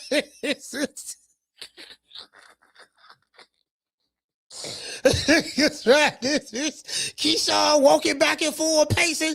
They got the countdown. They got the count. J Prince sitting there talking slow. Yeah, man. You know, like I said, this mob ties and my homie, my homie Bill Haney, we go all the way back. I've been knowing him a while, and very smart fella. That's my brother. You know, I'm rooting for him. But it appears that in this particular situation right here, you know, we got him. We kind of like got him in the jam, and you know, and I got my double barrel shotgun, you know, pointed at him, and yeah, and you know, I got Keyshawn to the left, and got Shakur to the right, and the WBO and Top Rank. I was also all of us together, so he either gonna shit or get out the pot. But so J Prince, slow ass nigga, man, just get it out, man. God damn, dog. I like J Prince. J Prince cool as hell. But I'm just saying, I just hear him talking, and you know, did DC Gray get mad? I had DC Gray on the phone last week. He called me shit. Yeah, man, coach, all this motherfucking knee shine. Like, where did he get all these niggas with these old funny names from? And what his mama was thinking about? And another thing, coach, all that Debo Dev shit. Motherfucker ain't no motherfucking Debo. See what I'm saying? You know, Bill Haney want to be pimp ass, want to be pimp. See what I'm saying? Like, you know, that boy soft as hell, coach. Grow up in Henderson, Nevada. He from the suburbs, coach. He don't know nothing about no always picking on Tank.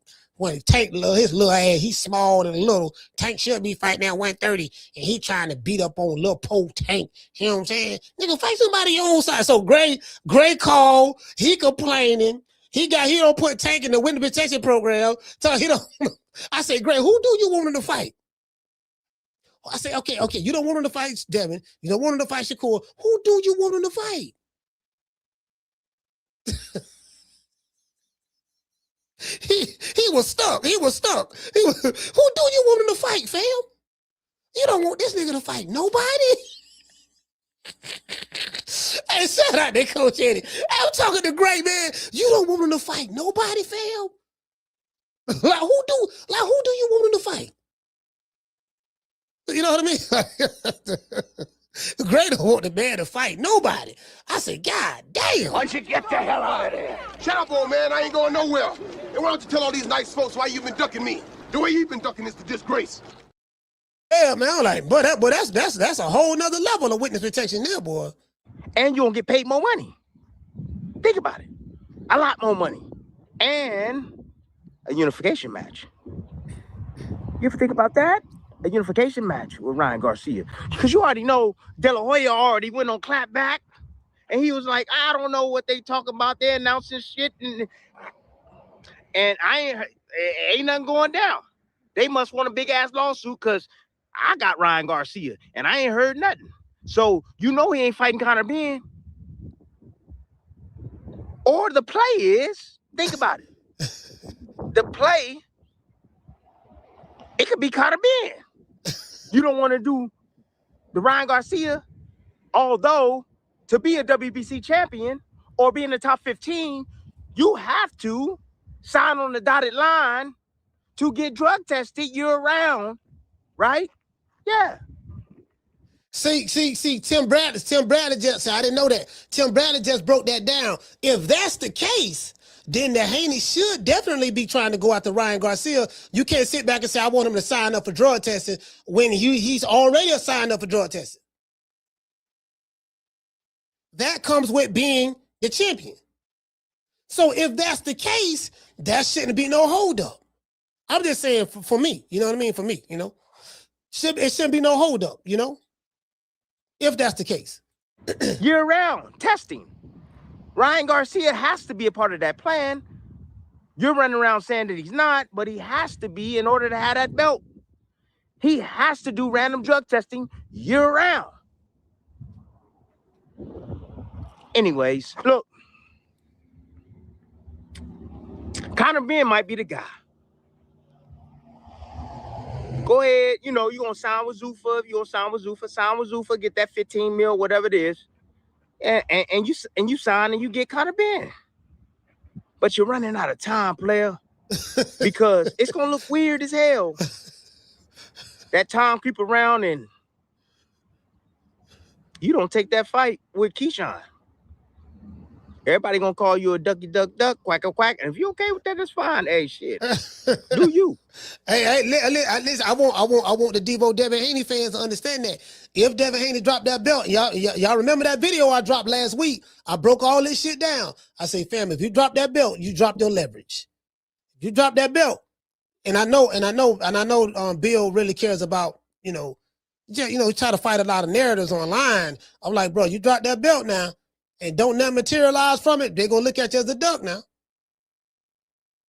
Hey, so Tim Bradley is acknowledging that. Because the money got to be right. But that Ryan Garcia fight, that's up there with a Tank fight. That's up there. That's up there with a Tank fight, man. You might want to think about revisiting that. Yes. So you can let the WBO know that's what you want to do. So contact Oscar De La Hoya, man. Yeah, talk to him or talk to your people at Zuffa and say that shit ain't happening. Y'all try to, it ain't happening. Y'all go ahead and make my son and Conor Ben fight 147.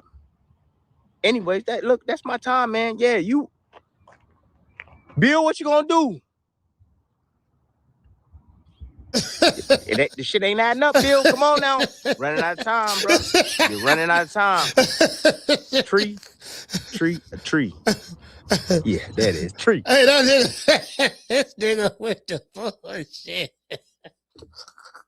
Man, Tim Bradley must have been smoking. He must have been smoking some of this shit I've been smoking. The stickiest of the icky. You want to smoke with the old boy Rick Dane? Hey, he must have been smoking some of this sticky. Hey, Rick, Tim. Hey, Tim must be on some of this. Oh, let me see. What you want with Tim? Let me see what I got. What I got down. Let me see. Tim, you must be on some of this doggone. This I-10. This that I-10. This that gas, boy. This is that gas.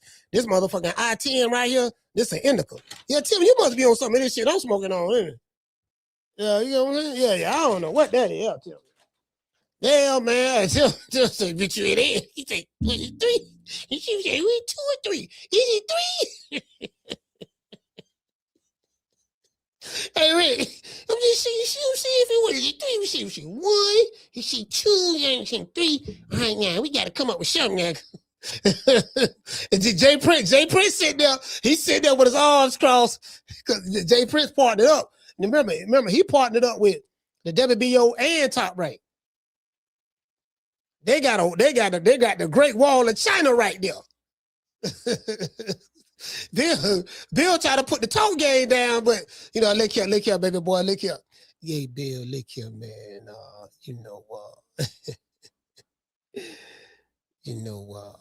Me and you go back a long time, and it's always been about respect. You know what I'm saying? And you always looked at me as the big brother or father figure, so to speak. And but this time, I know the play. I know you're trying to get that $15 million to fight Shakur, but we got other plans, and we're not gonna deviate from those plans. So we got Keyshawn. He the number 1 guy, and he is your son's mandatory.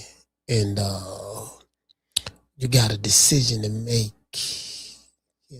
Yeah, Jay, but what about the 15 mil? You did. So I was thinking what we can do, we can get the contract signed right now to solidify that, we can get this money together. You see what I'm saying, brother? Yeah, Bill, I hear the brother talk. And but this is business, and it's the flim ain't gonna work. I know you from Oakland.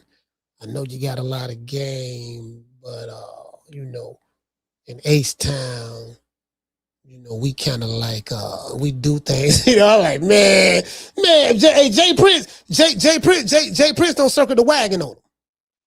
He don't circle the wagon on him. Oh, Miss Hillary. Oh, so good to see you, Miss Hillary. I love you, Miss Hillary. Welcome to TV1. Oh, Lord. I dance with Master. I dance with Master. I dance with Master. I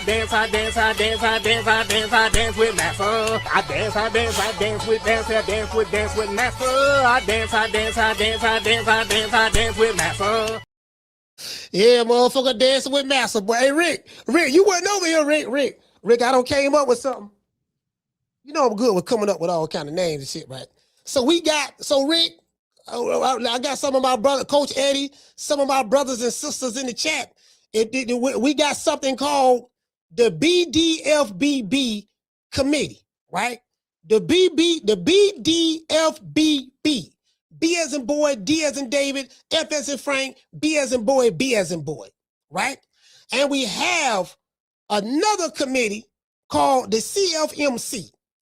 The CFMC is an acronym. It stands for Cooning for Master Charlie. If you know anybody at the job who be working, he be cooning for Master Charlie. Write him up. Send it. I'm gonna give y'all the email y'all can get in contact with, and we can call him out on the show. We can call him out on the show.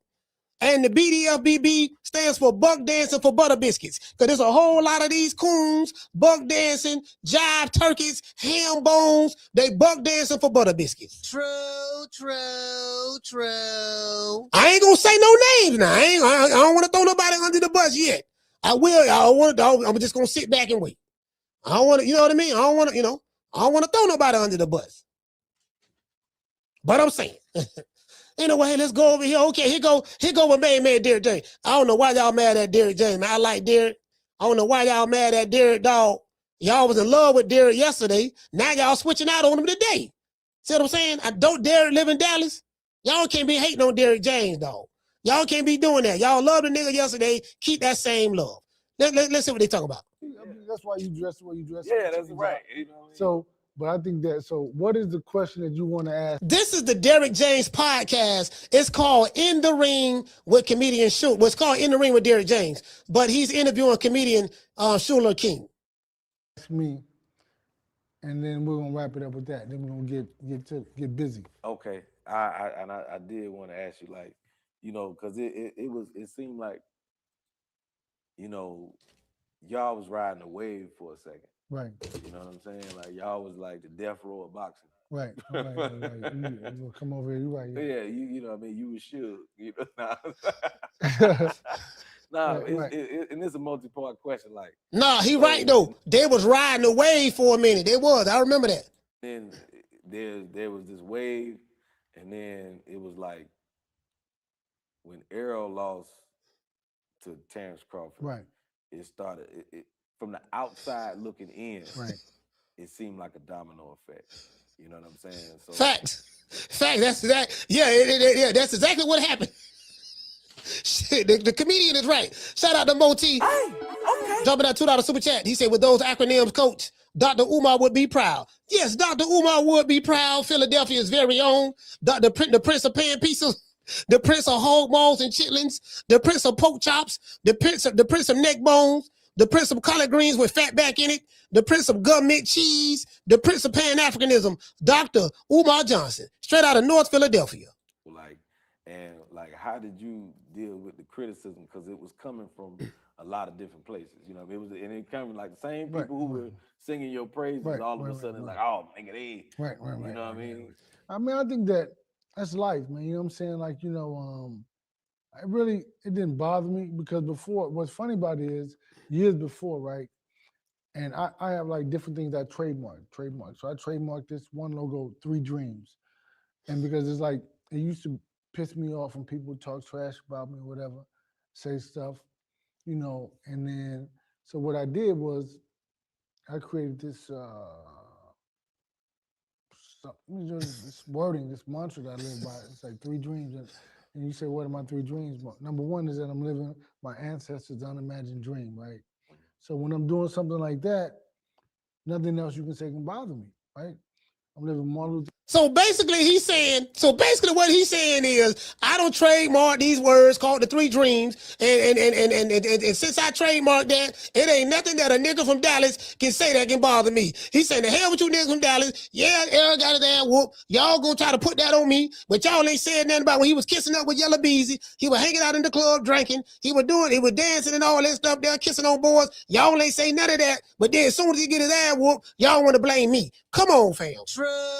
Now, I don't want no smoke with Dallas. That's what Derrick James said. I'm just interpreting what Derrick James just said. For those who may be challenged a little bit. The king dream for me in America. You know, he had a dream. I'm living that dream. At the same time, I'm living all my haters' dreams. Because if I wasn't, you wouldn't be talking about me. Oh, wow. Oh, you see what I'm saying? He called y'all in Dallas haters. He said he living his haters' dreams in Dallas because if he wasn't living his dreams, y'all wouldn't be talking about him. So he said y'all some haters. That's what Derrick James said. That's all I'm saying. He calling y'all haters. Talking about the ones in Dallas. Cause we know who he talking about. We talking about them niggas out of Dallas. We know that. We know that for a fact. Let's go.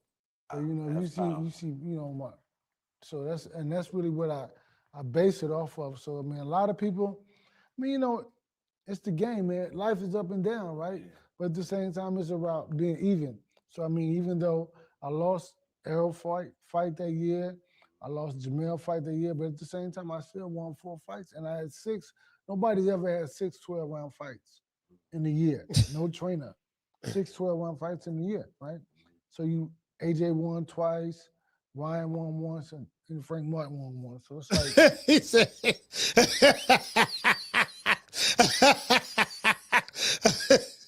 You realize that's how life is. It's up and down, man. It's life. I mean, I don't really,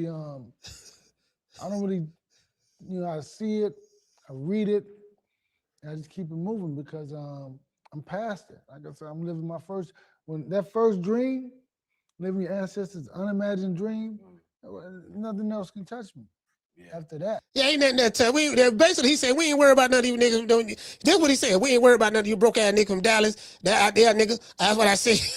I ain't say. Hold on, Dallas, I do not want y'all. Listen, I don't want to go through this again, the gut emoji and the digital shootouts. I'm just telling you what Derrick James just said. So don't get mad at me. Get mad at Derrick James. I know y'all got money. He the one's calling y'all broke. True.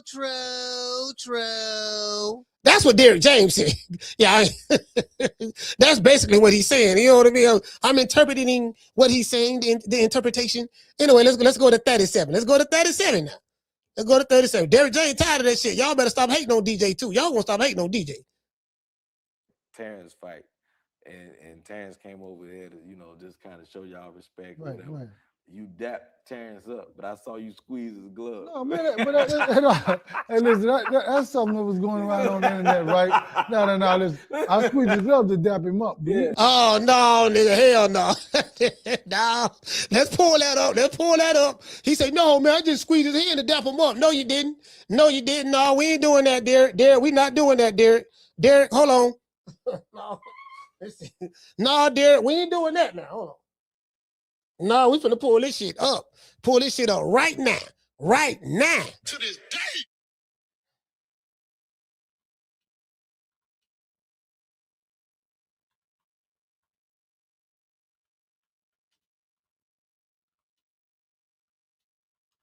He said he was just dapping him up. Yeah, I was just dapping him up, dog. You know what I mean? I was just dapping him up, dog. That's all that was, dog. He wasn't no, you know what I mean? He wasn't that, man. You know, I just, man, you know, getting him some dap. You know what I mean? He good people. You know, he good people. No, hell no. We ain't doing that. We ain't finna do that. I'm finna pull that bitch up. I found it. Let me see. Where is that? Derrick James. So what else?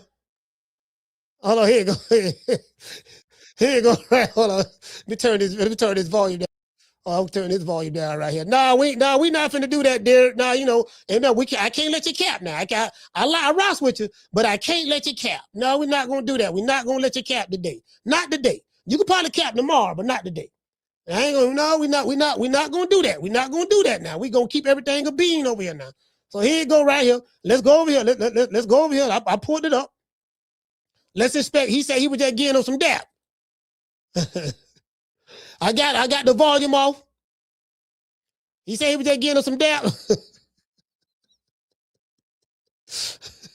Y'all see that there?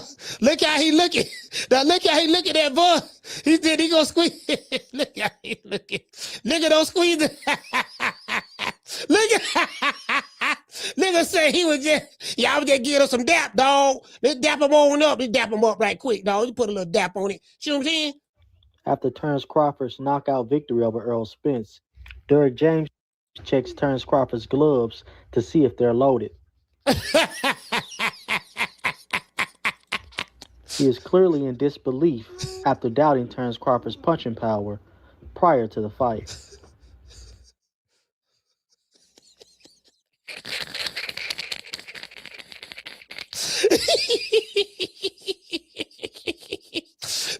Nigga say, yeah, I was just dapping him up. Nigga say, I was just dapping him up. Huh? I was just dapping him up. And look how Derrick James, look. Nah. And he would have let the glove go. He would have squeezed it in.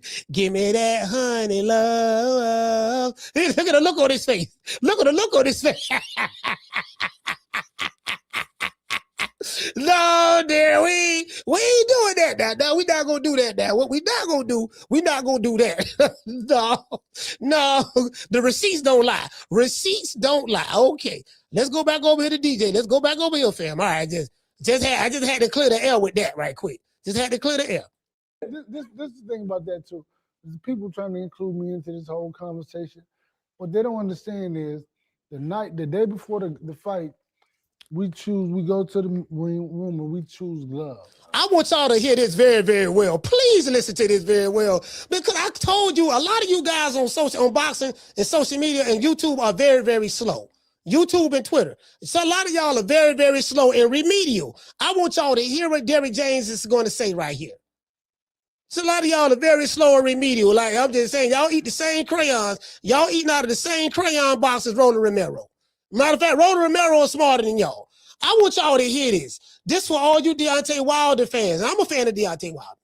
Glove gate, baby mama gate, twerk gate, any gate, spike water bottle gate. This for y'all. I want y'all to hear this about the gloves. This is how the gloves are handled for a fight. Okay? Just listen now. I know y'all got third grade education, but please just listen. All right, God damn, these niggas is slow. Let's continue. So they choose the glove. You know what's going around on the internet, right? No. Listen, I squeeze the glove to dap him up. But this is the thing about that too. Is the people trying to include me into this whole conversation. What they don't understand is the day before the fight, we go to the room and we choose gloves. Right? So they choose the gloves to feel the best for them. We sign off on them. They don't get to see those gloves until the next day. Right. All right, okay, let's start. Let's start right there. All right, this for all the short butt shorties. Now, what happened is when two fighters get ready to fight each other, let's say Terrence Crawford and Errol Spence, what happened is both fighters, they have a selection that they gonna pick from that the commissioner put out there, a selection of gloves, right? And you get to pick which gloves you want to wear. Errol Spence team could see Crawford pick his gloves, and Crawford team could see Errol Spence pick his gloves. After everybody picked their gloves, Derrick James will look at Crawford and say, okay, yeah, I like them gloves for you. Cool, I'm going to sign off on it. They get 2 pair. And then they get another. Then the Bowman could be over there, or Coach Red or whatever, be over there with Errol Spence. Yeah, I like them gloves right there. Okay, they got 2 pair. We get them. So once both teams agree on the gloves, they take the gloves. They, meaning the commissioner, they take the gloves. Bowman or Derrick James will sign off on it, meaning that we agree that there's nothing wrong with these gloves. Crawford can use these gloves to fight Spence, and there's nothing wrong with these gloves. Spence can use these gloves to fight Crawford. Everybody agree. So we put our signature there. You see what I'm saying? And they take the gloves and they put them in a safe somewhere, far, far away from civilization. They just put them in a safe. And Crawford and Errol Spence do not see those gloves again until the night of the fight. Y'all got it so far? Okay, let's continue. These niggas are slow. I got to talk to them like that. I have to talk to them like that. They are remedial, especially them shea butters. Them shea butters is slow. So the day of the fight, they have them wrapped up. The commissioner has them. They guard it. They bring them out of a suitcase. Say, listen, and they don't even open the bag until you're ready to put the gloves on. So these are the same gloves that I said they're okay. So Yeah. it wasn't like I'm checking them because it's like that's the game, man. You choose the gloves, and they made sure I signed off on them. Said okay, so I wouldn't have to do that. You know, it was yeah. it was Nah, man. I honestly, though, So okay, y'all got it. Y'all got it. Okay. So no egg weight. So can't no egg weight get in there now. Can't no egg weight get in there. You see what I'm saying? You can't sneak no melatonin in the glove. You can't sneak the melatonin in there. So y'all get it now, okay? Cause these niggas is slow. I've had many digital shootouts about the glove gate. They slow now. They slow. I'm telling you, they slow. Do not underestimate the power of the mentally challenged on YouTube and when it comes to YouTube boxing. True. These dudes is slow. I promise you. All right, let's continue. Shout out to Terrence Crawford, but to me, he just like, I don't know about where y'all came up at, but you know, where I grew up at, Right. every bad neighborhood had a black ass Terrence. All right, let's continue. You know, well, you know, they did. We did. Yeah, and that Tyrone either. Yeah, like Terrence and Tyrone. Yeah. and that's him. You know, Right, he look right, like I can look at him and tell like he one of them kids you just steal out the store. Well, I ain't gonna say that. I ain't gonna say that. Nah. I said it, Terrence. I said it, and I'm gonna be in your city. So yeah, I can tell you to steal out the store, be outside running around all day with no shoes on. Just, you know what I mean? That ain't the kids you want problems with. You know what I mean? Well, you know, like you used to bite. Right. Yeah, he did it like a badass kid. He do it like a nigga was bad, dog. He just look a bad nigga was just one badass kid, dog. Bro, like he just know how to box. He learned how to box. One of them badass project kids who learned how to box. That's what you dealing with. That's what you dealing with inside the ring. You ain't dealing with no boxer. You dealing with a fighter. You dealing with a motherfucker, man, I'm finna get on your ass, dog. Like, dog, I swear to God, dog, I'm looking for a knockout or a unanimous decision. I'm trying to knock your ass out. I'm trying to send your ass to the motherland. I'm trying to send your ass to the shadow realm. That's what I'm trying to do. You see what I'm saying? And you just have one of them dudes like that. Sometimes the dude you run up on him, that's why I call him Black Freezer. Yeah, I'm talking about you, Terrence. Come do something about it. Right. You know what's funny though? I mean, after the fight, I mean, I've talked to him. You know, I've got to, you know, we've had conversations. I was in Omaha. Yeah. And you know, he's like, man, you in Omaha? Yeah, I'm in Omaha. You know, so I hit him up or whatever because his manager and I were real cool. So, hold on, wait a minute. Now here comes the conspiracy, my brother. He said that he went to Omaha. He hit Crawford up. Oh no, boy. Oh no, now. But fam, now again, I don't believe it. I do believe in conspiracies. Conspiracies are real. Now, but now I'm just saying now. You see what I'm saying? You gonna meet with the op. You go to the ops city and you hit them up and call them. You ain't calling Crawford before the fight. Why you calling them after the fight?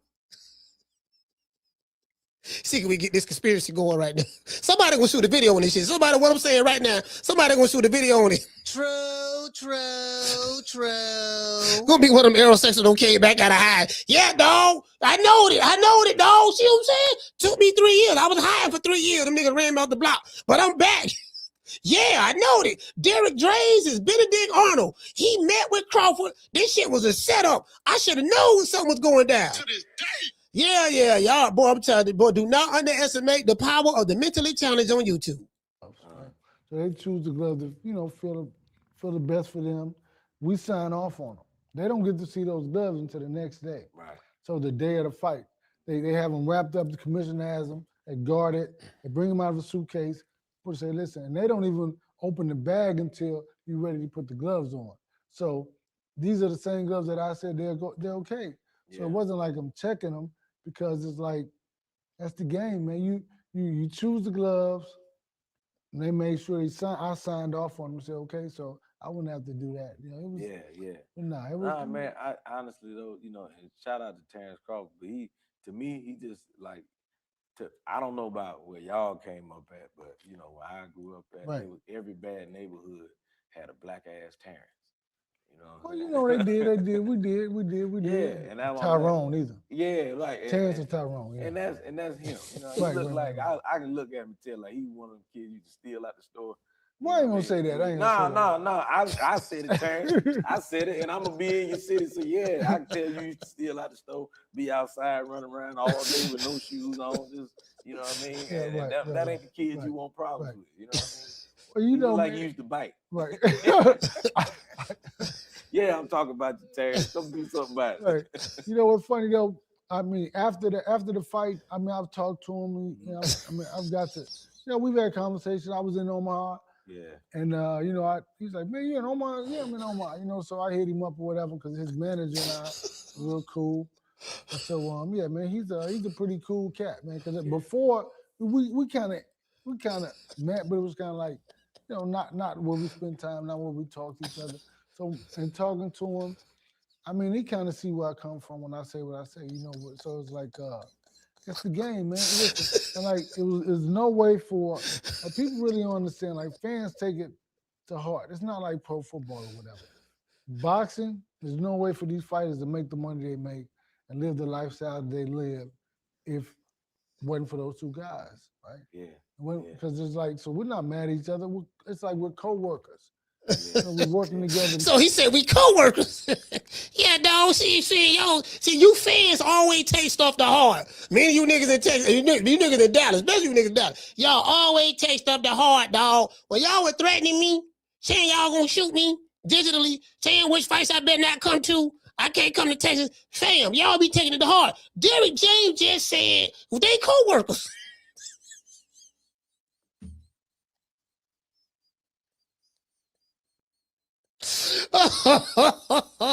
Oh boy, somebody, boy, they finna, I'm telling you, boy, they finna show enough. This here, boy, I don't know if we should have said all this. Kick each other's butt. Yeah, you know, so it's like, and that's the game though. And I was watching All Access leading up to the fight. Right. I think it was you and Terrence and Bomac had a very black moment. What is that? I can't, like, y'all were, I don't know, y'all were like crossing paths. And oh, well, yeah. Y'all was New like, York, that y'all was like, New York. what's up? Listen, this video is low. I know some of y'all saying y'all can't hear because it's low. I swear to God, I got this bitch up high. Derrick, whoever recorded this shit is low. So I have the soundboard turned up all the way. I promise you. I had a soundboard turned up all the way. This shit, Derrick James them talking this low, dog. What's up? It came out of nowhere. Like, you like, what's up? I said, what's up? What's going on? I just turned it all the way up. You know what I mean? No. And you had your suit on and you like, boy, you think I'm a punk? I don't know what the hell. You know what I'm saying? But I was like, boy, that was a black moment, boy. Y'all don't know how to act in front of, acting up in front of them good white people. This is what you got. I heard he said, see, you're acting up in front of them good white folks. See, the good white folks.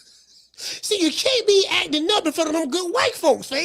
We trying to get the check. Y'all acting up. I'm trying to secure the bag. What y'all gonna do? See what I'm saying? He said, hey, let me drop these phone lines, fam. Phone lines open, man. Hey, look here, man. I'm trying to tell you, boy, Derrick James, boy, by him saying that, oh, man. What y'all think, man? Is Tim Bradley right? Tim Bradley said the time is ticking. The clock is running out. That Haney's back is up against the wall. That's what Tim Bradley said. They say they don't want to fight Keyshawn. They don't want to fight Keyshawn, that young, hungry lion for Virginia, because, you know, he say that Devin gonna get paid. He gonna get paid from Top Rank, but he ain't gonna get the money he want. He want 8 figures. Top Rank got about 3.5 for him. It's a strong 3.5 though. It ain't gonna be $1 less. 3.5, maybe 4 on a good day. Cause Keyshawn, you know, he gonna get paid like $1 million or something, $1.5 million, something like that. They ain't gonna break the bank with him. He cool. He cool with that. But see what I'm saying? But Debo got a decision to make. That's all I'm saying. I'm hoping Bill probably can pull a rabbit out the hat. The last hour, he is from the town now. He's from Oakland. Maybe he could pull a rabbit out the hat. You see what I'm saying? And be like, we landed another $12 million deal. Maybe he can. I don't know. We'll find out, man. I'm gonna go ahead and drop these phone lines, man, and y'all let me know. Y'all let me know what you think. You want to talk some shit? Call me. Start some shit, bitch. Sup, fool? You gonna talk shit about me, homie? Where you from? Hundreds of niggas is waiting for your motherfucking call, and they all talking shit about you right now. Call the coach at 530-494-9636. We waiting on your bitch ass. Yeah, man, Derrick James be talking lower than the mother. Bro, I'm like, who recorded this shit? Bro, like, I had it, because I'm running the sound through my soundboard. My soundboard is fine. But I was just listening to it through my computer. I'm like, damn, why is this shit so low? Derrick James, because he be mumbling. He, like, when you got a nigga who be mumbling like Derrick James, you got to record him high. Like, you got to turn the decibels up. You got to turn the decibels up when you record them. And that's probably what it was. It was just, man, he was just, man, you know, Derrick James was mumbling and shit. And that's just how he is, you know. That's how Derrick James is. Anyways, I don't want nobody talking about no conspiracies now. He went to Omaha. He met with Crawford. He called him. They talked. They spoke. You know, I don't want nobody saying that. I'll call it. Hold on. I don't want nobody saying that, yeah, Crawford gave Derrick James an envelope. It was a check. He threw the fight. You know, because I know y'all. Call it, what's your name? You call it from? Hey, yo, Coach, this Mason from Twin Michigan. What's going on with you? Hey, Mason, man. Hey, Mason, talk to me. Hey, listen, man. Listen, when you got out to Omaha, parents took him to lunch, treated him to a nice T-bone steak, gave him the envelope, slid the envelope under the table. Yeah, man, took him out on the town, man. They had drinks, had wine. They was drinking red wine all night, dang-a-langin', the whole shebang, man. Damn. Like you say, and that's how it starts right there. That's how it starts. But I gotta on the topic though. Oh, yeah. Yeah. On the topic, I agree with Tim Bradley, man. I don't know who's gonna tell these kids that this free agency shit is for niggas who had a following and that are, you know, real draws in the sport of boxing, bro. It's only a few niggas that can really draw a crowd in the sport of boxing. And Devin Haney and Shakur Stevenson, good boxers, but not entertaining boxers. Yeah. And they're not gonna get the people behind them fighting the way they fight. I don't know who likes to see that shit. I'm more of a Bill Haney fan than a Devin Haney fan myself. I'd rather hear Bill talk shit than watch Devin fight. And that's the honest to God truth. I ain't never heard nobody say that. And that's, listen, I fucked with BH the Great, man. Listen, I would rather watch Bill Haney talk shit on podcasts and talk that slick deep East Oakland shit he be talking than watch a Devin Haney boxing match. And I feel the same way about Shakur, bro. I don't want to see that shit. And I love boxing, nigga. I love a good foot feint, make a nigga bite on it and pop him, a good pull counter, a good overhand right. Yeah, I love all that shit, but them niggas is boring, man. And that's just the bottom line to the shit. And his best bet is to go after that Ryan Garcia shit. Because like you say, this nigga want a king's ransom to fight. And it's like, bro, you not, I can't tell a man what he's worth. But don't nobody want to pay for that shit, cuz. And that's my call, coach.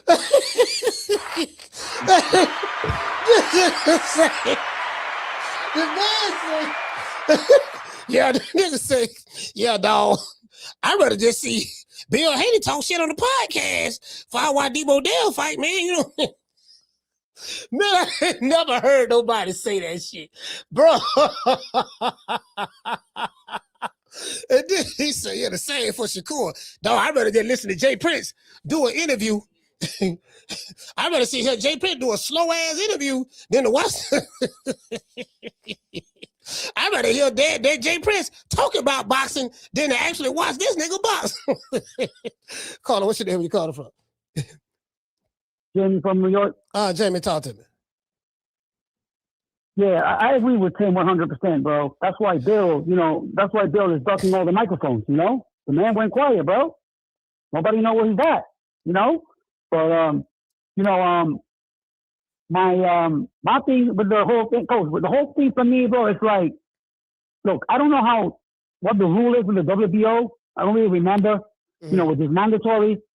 But let's just say 12 months, right? Let's go with that. I said it yesterday. I'm gonna say it again. Between J Prince and Keyshawn, they truly got the Heneys by the balls, bro. Because either way, man, they want that belt, bro. It's obvious to me. They either did it by Devin dropping it or in the ring. You know what I'm saying?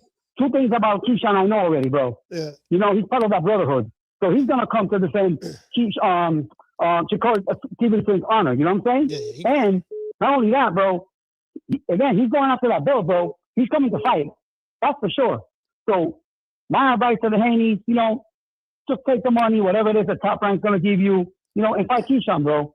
Fight your mandatory, get that shit out the way. Now go after the big fights. The big money fights. You got 12 months in between. You can probably get a fight or two in. You know what I'm saying, and continue to get paid. So that way you don't have to rush into anything. Now it seems like they're gonna, rush into signing a deal. You know what I'm saying? Like they're desperate, bro. You know what I'm saying? They're in a tough spot. So I agree with Tim, bro. So yeah. So yeah, coach. That's it, man. You got 12 months. So what do you think about that? 12 months of what? What do you mean? What are you talking about? For the next mandatory. Oh well, we got it. Yeah, we got it. I don't know what their rules are, but I think the WBO's like it's either I don't know. I think it's either a year or 18 months, something like that. But I'm not even worried about the next mandatory. We worry about what's going on right now because we need to see what's going to happen now before we can look and talk about the next mandatory. We need to see what's going to happen with this mandatory that's pressing right now. Yeah. So again, for me, man, it makes no sense dropping the belt, bro. I know the kid, he plays boxing, for real. He's a student of the game, and I know he does his homework, coach. So I know he went through hell, with training camp, getting ready for Brian Norman Jr., the boogeyman of the division. And you saw what he did, bro. You know what I'm saying? So I still got Haney winning. Keyshawn's a bad motherfucker. I just want to see the fight, So again, fight that mandatory, get the victory, get that shit out the way, and take it from there. That's my advice. Peace, coach. All right. Yeah, man. So, man, y'all, man. Hey, Carter, what's your name? Where you calling from? Hey, this is Dilly Dale from Texas. How you doing, coach? Dilly Dale, talk to me. Hey, I'm just going to say this, man. Look, hey, Bill ain't came this far in the fight game, man, for nothing, man. Listen, he going to figure it out. Yeah. He going to do the thing with Keyshawn, and then he going to try to, do something with either Tank or Ryan. But Tim Bradley, everybody want to know what Bill's going to do next. Y'all going to find out once he, do the mandatory. I'll be damned if Devin dropped that belt. Devin ain't going to drop the belt. They going to fight. They don't probably want to fight for the choke chain, but they going to go ahead and make the fight. And then once they make the fight and beat Keyshawn, then, they're going to sit back at the drawing table and going to figure it out. But the bottom line is he worked too hard to beat Brian Norman to just drop his belt. He don't want the short money, but I believe, he's going to go ahead and take the short money and not give up his belt because he worked too hard for it. That's my call, coach. All right, salute, man. Go ahead to you. Yeah, I get what he's saying about the short money. I get what he's saying about the short money, but is it really short money? It's short money in comparison to Turki Al-Sheikh fight purse. Zuffa Boxing, which is Turki Al-Sheikh, it's short money in comparison to that. Zuffa Boxing is not the norm. Paying Conor being $15 million for what? Paying Conor being $15 million for what? What the fuck? What? There's nothing about Conor being that says $15 million outside of the name being, but do you get what I'm saying? Motherfucker ain't never been a champion. But he popular.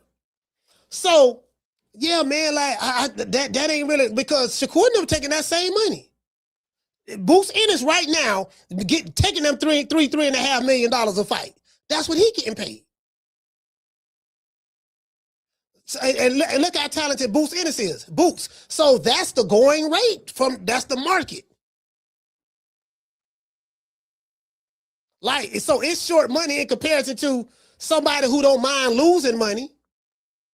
Yeah, I'm gonna just overpay. I'm gonna pay you 4 or 5 times more than what you worth. I'm gonna pay you that because they don't mind losing it. You get what I'm saying? But you see, Turk Al-Sheikh ain't been back. When the last time he been to America? He ain't been back over here in a minute. I heard they shut his ass down. They like, look, dog, you blowing too much of our money, dog. Ain't everything you doing ain't turned to profit yet. So, you know, so you got it. You get what I'm saying? Like, fam, dog, you know, you paying motherfuckers generational wealth money. 100 and something million over here to Tyson Fury. Another 100 and something million over there to Alexander Usyk. Another 100 million to Anthony Joshua. Another 100 million to Canelo. 60 million to Crawford. 20 million to Crawford. Mind them all. Like, I'm just, you get what I'm saying? Like, you know, we gonna pay $8 million a piece to Shakur and Teofimo. 10 million to Ryan Garcia to fight Rolly. 5 million for Rolly to fight. I'm like, bro, the motherfucker throwing money around like hotcakes. I ain't no recouping that. Throwing money around like hotcakes. I don't know. That's why they said that. Look, man, they think Turk Al-Sheikh them sports washing. They're like, cause who would just like, what business just throw money away like that? Do you get what I'm saying? So I don't know. Again, that ain't my job to try to figure that out. That ain't, you know what I mean? So anyway, what it is. But yeah, so. You want to fight, if you Devin Haney, you want to fight Keyshawn Davis now. Fight him now while he young and green. No, he ain't young, he's 26. But you want to fight him now. I think him and Devin Haney are the same age or somewhere around there. A year apart. You want to fight him now. Because Keyshawn going to get better. Don't wait till he get about 4 or 5 more fights under his belt, then fight him. Fight his ass now. Do you get what I'm saying? You want to catch him now. Fight him at the right time. You want to fight him now. Now, that don't mean he going to win, but I'm saying you want to fight him now. You see what I'm saying? So, yeah, man. You know, so we're going to see. Shout out to Dr. Tony. He said, Coach, people are confused. B. Norman Jr. doesn't have the pedigree of Keyshawn. Folks keep talking about Debo dominating Brian Norman. Has a different kind of dog in him. I went back and looked at that fight. I don't even want to say that. You know what? I went back and looked at that fight again. That really wasn't no domination fight. I mean, Devin Haney clearly won. He did clearly win, but it really wasn't no domination. I mean, he just won. He got the knockdown. He won, but yeah, it really wasn't no domination, but he won the fight. He definitely won the fight. You get what I'm saying? So, but yeah, but you know, the people who feel that way, that's Devin Haney's fan base, and you know, you got to understand that. The people like what they like. You know, Devin Haney is very experienced. You know, great footwork and stuff like that. So, caller, what's your name? Where you calling from? Hey, what up, Coach? It's Coach Eddie from ATL. Coach Eddie, talk to me. What's going on, brother? I agree with the first caller, what he said about the entertainment value, man. It's like, Devin Haney, to be honest, Coach, ain't really much different watching Devin Haney than watching Tiger Johnson. They the same goddamn fighter, man. You know, jab. You know, Devin a great fighter. I ain't taking that from him, man, but there ain't no excitement fighter. There ain't no wow factor or nothing like that. Most people just tune in to watch Devin get knocked out. You know what I mean? Hoping that he get knocked out. But he's so good, you know, he probably ain't going to get knocked out. You know what I'm saying? But these young guys is setting the bar high. You know, people tired of people, you know, watching the jab fest and all this stuff and the jab and grab. They like what Boost did. They like what Abdullah Mason doing. They like what Keyshawn doing. They want to see somebody throw some hands, man. They don't want to see no science project where I need a PhD to know what's going on. I got to be an expert in boxing to know what's going on. They want to see somebody throw some hands, man. So that's what it is with Dale, man. I mean, he put himself in that predicament the way he fights. You know, it is what it is. Shakur kind of fight same way, man. You know what I mean? I don't know. Maybe they too good for their own good. I don't know. I mean, you know, it's a stylistic thing, and then people have their own preference, man. You know, people prefer what they prefer. Like me, I like fighters. I like boxer punchers.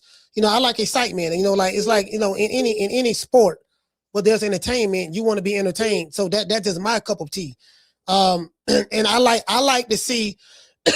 You know, I always look at style. So from a stylistic matchup, what I like to see, I either like to see two fighters fight each other, like or a pure boxer and a boxer puncher, something like that, right? Like a Keyshawn, like I know Devin Haney is a pure boxer, and Keyshawn Davis is a boxer puncher. So Keyshawn gonna sit on his shots. He don't mind exchanging with you in that pocket. He gonna work behind his jab. He gonna get in there. He gonna try to make it rough, make it a fight. You get what I'm saying? So I like that. That's what I like about him. Shakur Stevenson is the total opposite. He's not gonna do that. He'll do it when he fighting Josh Padley or somebody like that. He did it a little bit. He did it with William Cepeda. I take my hat off to him on that. But he said he ain't doing that no more. So because a lot of these boxers, they don't like fighting punchers for obvious reasons. But that's why I love Pernell so much. Because Pernell Whitaker, he only had like 14, 15 knockouts. He wasn't the most powerful person in the world. But Pernell gonna fight your ass. Yeah. And he gonna be right there in front of you. He gonna be right there in front of you. Yep. But I'm gonna blame this on Brian Norman Jr. Man. He would have went ahead and took care of business, man.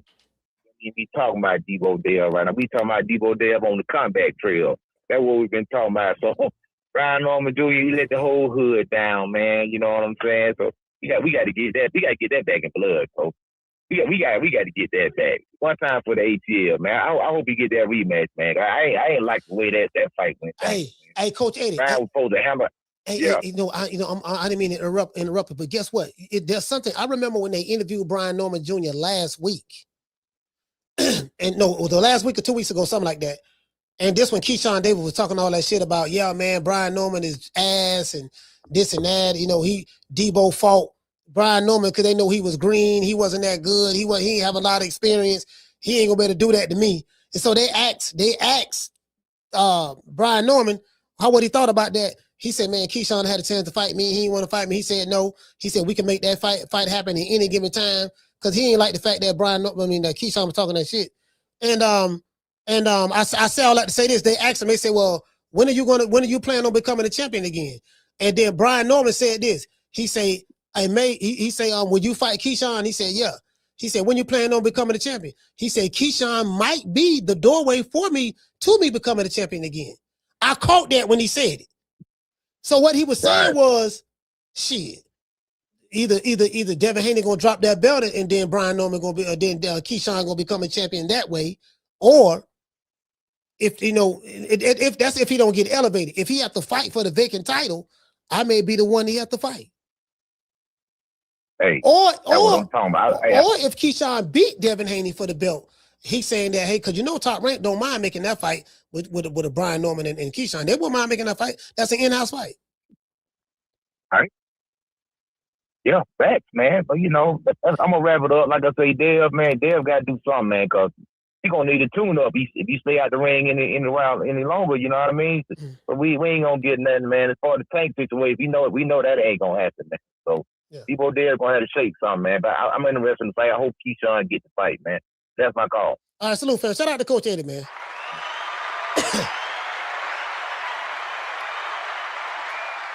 See. Me being the boxing fan in me, the boxing fan in me, I want to see what's gonna be the best fight. What's gonna be the best fight? If I had a choice to see Devin Haney versus Shakur Stevenson or Devin Haney versus Keyshawn Davis, it's going to be Devin Haney versus Keyshawn Davis 7 days a week and twice on Sundays.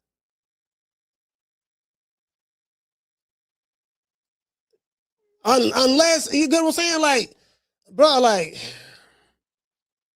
it's going to be a pure boxing match. It's going to be like,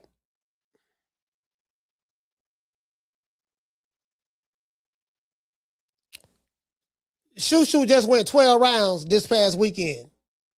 He put, it's going to be, I ain't going to say it's going to be like that because, of course, Shakur and Devin Haney is better than the opponent. They're better than the opponent that Shushu fought. But it's just going to be, unless it's an action-packed fight. Unless it's an action-packed fight, and action is the key word. Like, you can't tell the people what they want to see.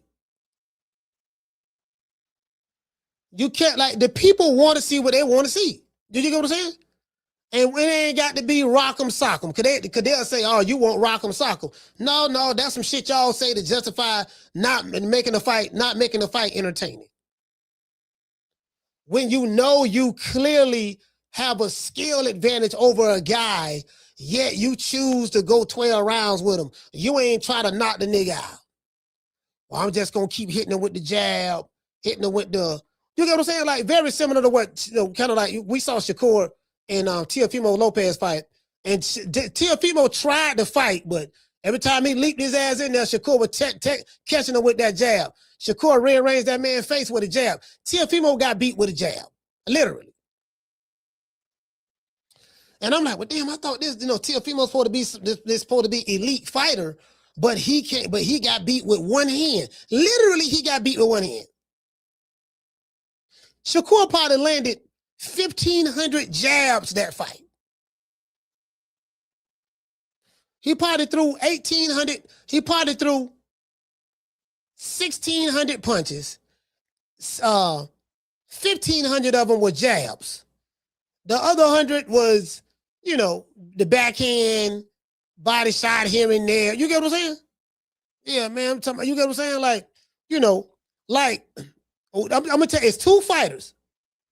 It's two black fighters in America that I see that they have the potential. 3 black fighters. 3. They have the potential to carry the mantle in America. Oh, yeah. We can't forget about the Puerto Rican assassin, Edgar Berlanga. Y'all can say what y'all want to say about Edgar Berlanga. Edgar Berlanga coming to fight. Edgar Berlanga, you're going to have to knock Edgar Berlanga out. Or Edgar Berlanga going to knock you out. Now, yeah, he's knocking out cans, and he did go 12 rounds with Canelo. But I'm saying, but I sound like to say this. Gerard Boots Ennis, he's an exciting fighter to watch. Abdullah Mason, he's an exciting fighter to watch. Keyshawn Davis, he get his shit together, he gonna fight. Like those 3 guys right there. Put it this way. Who do you trust to be down in a fight? You're losing. The corner come talk to you. Look here, man. You down on the scorecards. Them people got you down 4 rounds. You down 4 rounds. You down 3 rounds. You got to go. This the championship round. This round 10, 11, 12. I need you to step up and stop this mofo.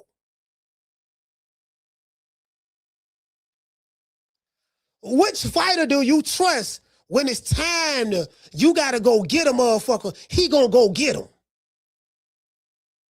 That's what people want to see. You got to go get that motherfucker. You can go get him without getting hit. You can go get him without trading punches. If you are as good as they say you is, you should be able to swim in the water and not get wet. That's what they want to see.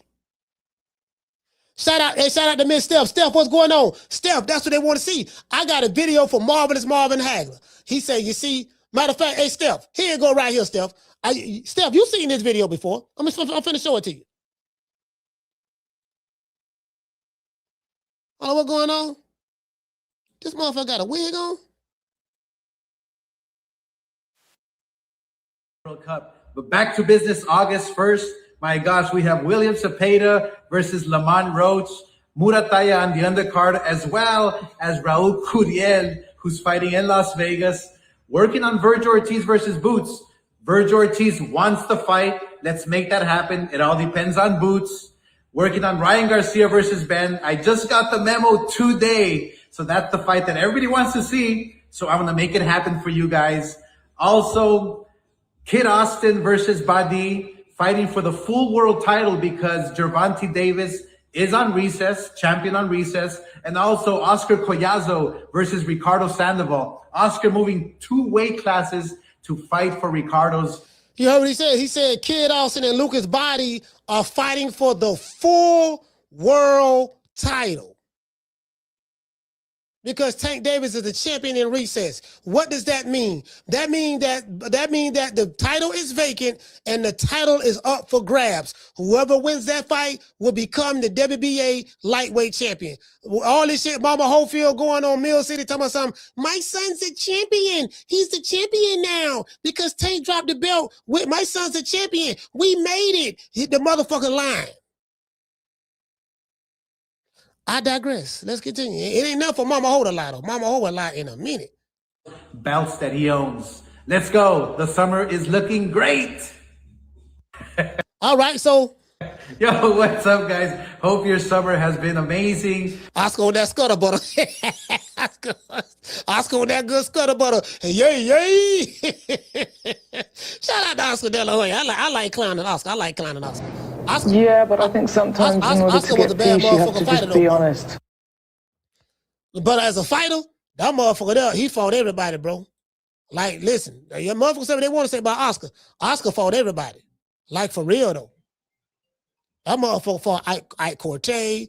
That motherfucker fought Floyd. That motherfucker fought Sugar Shane Mosley. That motherfucker fought Vargas. That motherfucker fought, he fought B-Hop. That motherfucker fought everybody. Hey, it's Corey from Miami. Coach, what's going on, bro? Corey, talk to me. Man, I'm sitting here laughing like a motherfucker, man. I'm sitting, hey, man, that nigga be mimicking Mama Holyfield. Shit be Mama Holyfield. Boy, you stupid. Hey, but Tim Bradley, he on point though. Yeah, he all right though, man. Time is ticking on Debo Dem now. Shit, hey,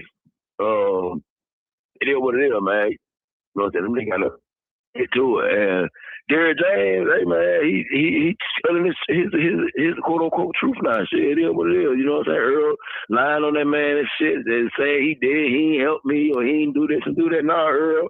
See, hey, Coach, Earl was saying Bud ain't shit though. Prior to them fighting, he ain't shit. He ain't fight nobody. Who is he? Derrick James too. He ain't fight nobody, man. All that shit. Nah, bro.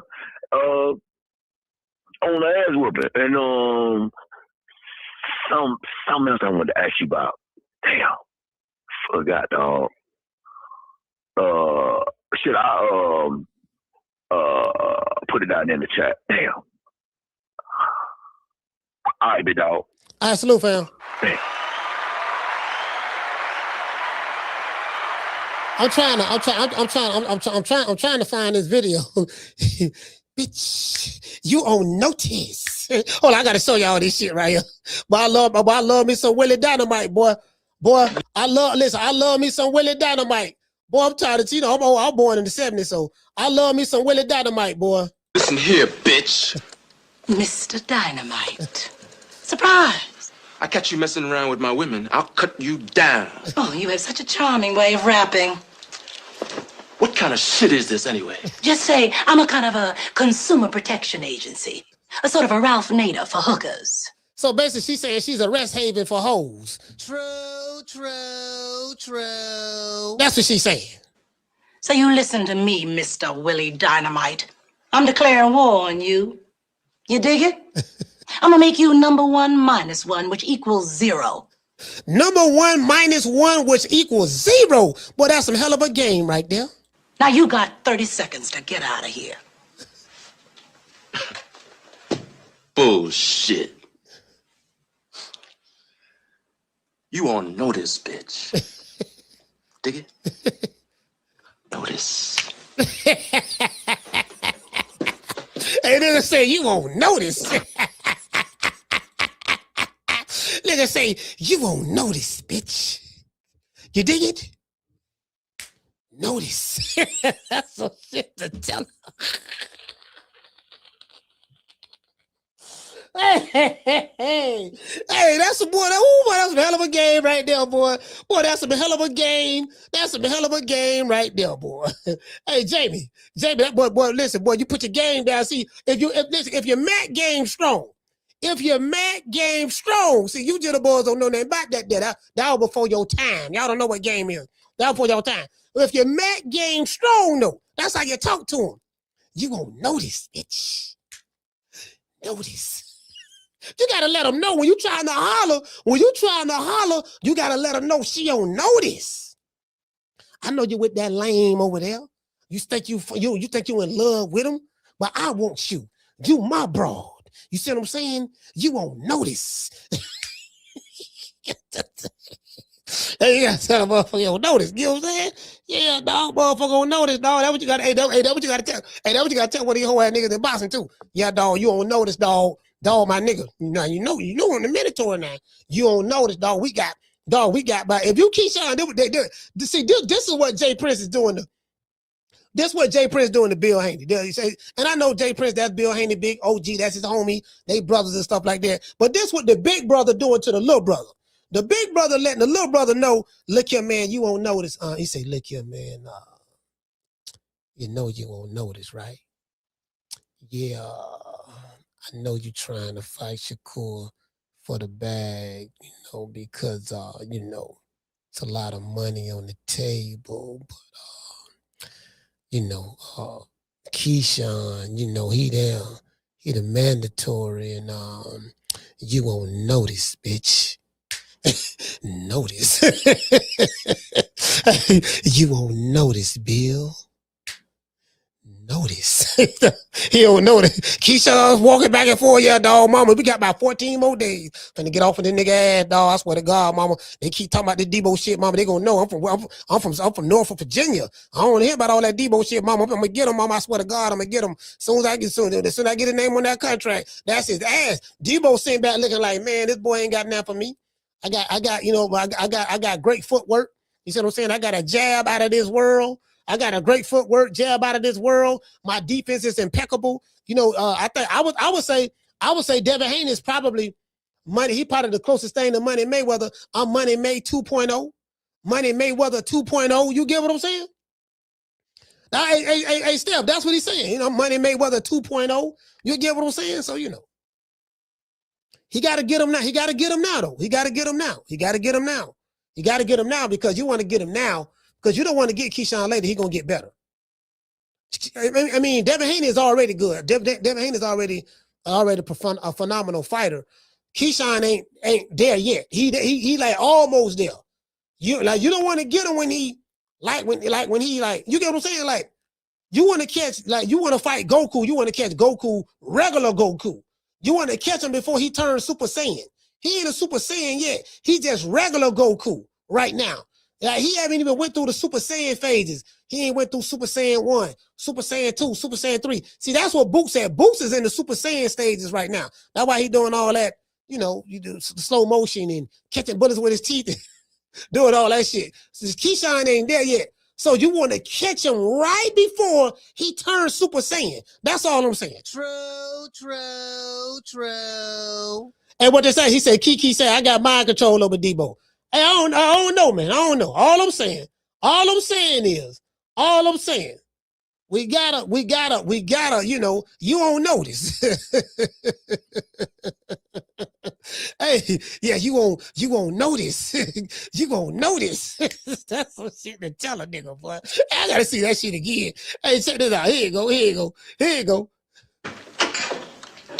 Listen here, bitch. Mr. Dynamite. Surprise. I catch you messing around with my women, I'll cut you down. Oh, you have such a charming way of rapping.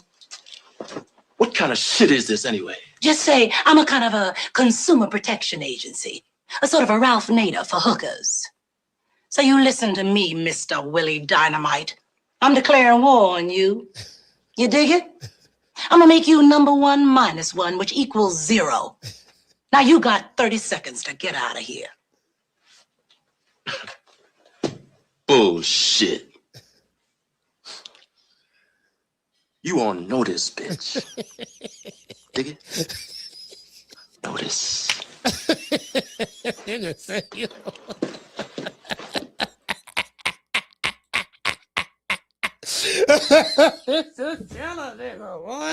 That's so she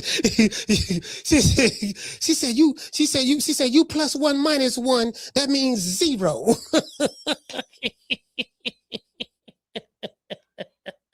We got to put them on notice. You gotta put these dudes on notice, dog. You gotta put them on notice. Look here, dog. You won't notice, dog. Look here, you won't notice. I can see dog on Keyshawn. You won't notice, Debo. Can you dig it? Notice. Debo, you got about 14 more days, Debo, to sign that contract. If you don't sign that contract, Debo, I'm telling you, dog. Can you dig it? I'm telling you, dog. If you don't sign that contract, Debo, I'm telling you, I'm gonna get that belt. They're gonna call you a duck, and then that's what it's gonna be. And I'm gonna be the champ. I'm gonna fight somebody for it. I'm gonna fight, if they either gonna elevate me or then I'm gonna have to fight for the bigger title. It don't matter. I'm gonna get the belt one way or the other. True. Hey, he said, hey, Jamie, that's what you gotta tell him, Jamie.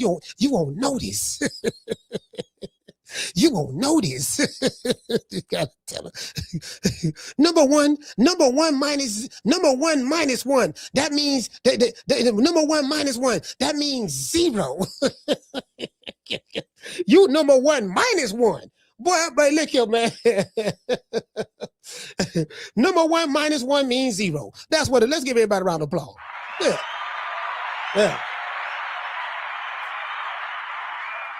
Yeah, man. You see, you number one. See, that's you dig it. You dig. So we gotta put the game down. This is what we gotta do. We gotta put the game down. You see what I'm saying? Because what we trying to do, we got to put these sapsuckers on notice. They on notice. They ain't fighting. They ain't throwing hands. But they doing a whole lot of fighting on Twitter. So we got to put them on notice. Look here, chump. You either going to get in the ring and fight soon or we jumping ship. We going somewhere else where they throwing hands at. You get what I'm saying? And then we ain't waiting on these dudes. Y'all fighting once every 2 years. Then when you going to fight again? You see what I'm saying? All the top dudes, we need to know who's who. We need to clear all doubt.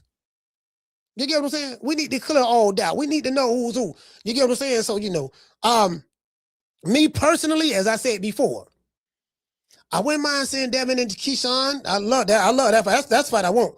But if Devin can get Brian, not Brian Norman, if Devin can get Ryan Garcia in the ring. Now, if he can get Ryan Garcia, and then, no, he can't get him in the ring because we just heard Oscar De La Hoya say that he finally got the notice for Conor Benn fight. You know what I mean? So he gonna make the Ryan Garcia Conor Benn fight. So that take Devin Haney off that take Ryan Garcia off the table for Devin Haney. So no Ryan, because Ryan gonna be occupied with Conor Benn. I'm not saying that's exactly how it's gonna go, but if we are to take what Oscar De La Hoya says, and we are to take his word, if that's the case, then Ryan fighting Conor Benn for the bag, for a lot of money. Devin Haney needs Shakur Stevenson to get a big money fight. Shakur's not interested. So they backed him into a corner. You fight Keyshawn for whatever Top Rank gonna pay you. They're gonna pay you good. They just ain't gonna pay you what? They ain't gonna pay you 8 figures. They're gonna get about 3.5, 4, something like that. Which is good money. Let me tell you something. I'll fight Keyshawn or whoever right now for $4 million. Tomorrow. No, I don't need that. Well, I need about a week. Next week, no training camp. True. Yeah, I'm dead serious. No, listen. Hey, Steph, I'll fight him right now. Next week, no training camp. Now, I will be doing a lot of running and holding. I'm gonna run and hold now. I ain't say, but I was gonna try to go all out like a G to try to prove something to people. I ain't trying to prove nothing. I just need to get there. I need to get the bag. I may throw a punch or two. You see what I'm saying? And punch or two just to make it look good. But we know what it is. We know I'm gonna get my ass tore out the frame. We know that. But the point is, I'm willing to get in there. Cause that ain't no chump change to me. Give me them 3.5, 4 million. I'll take that right now. I'll take that right now. True.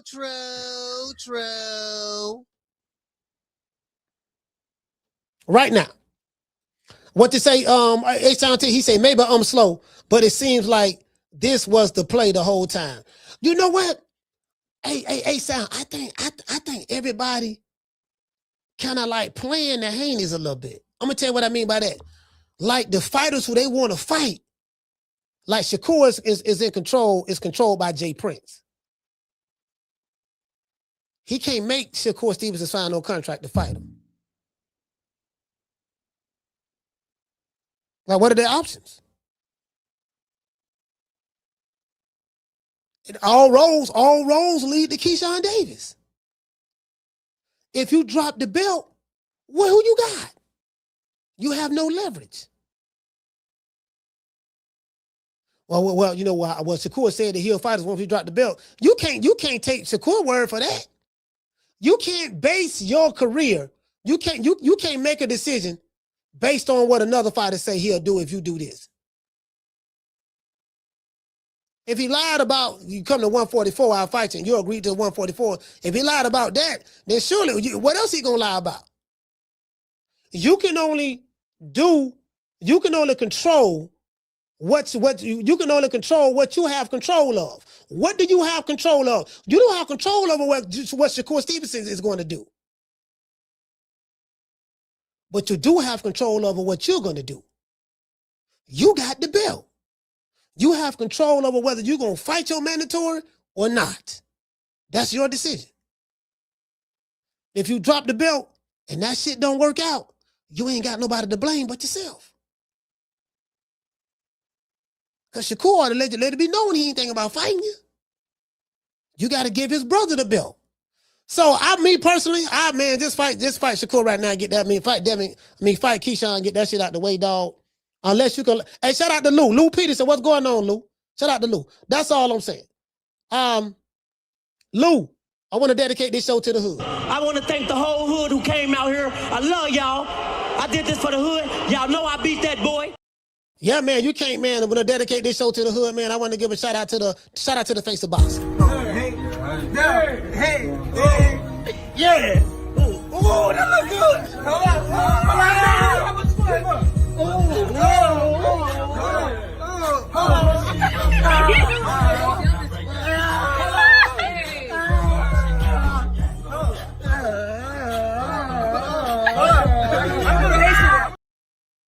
Yeah, I think they're trying to circle. I think they're circling the wagon on them boys, man.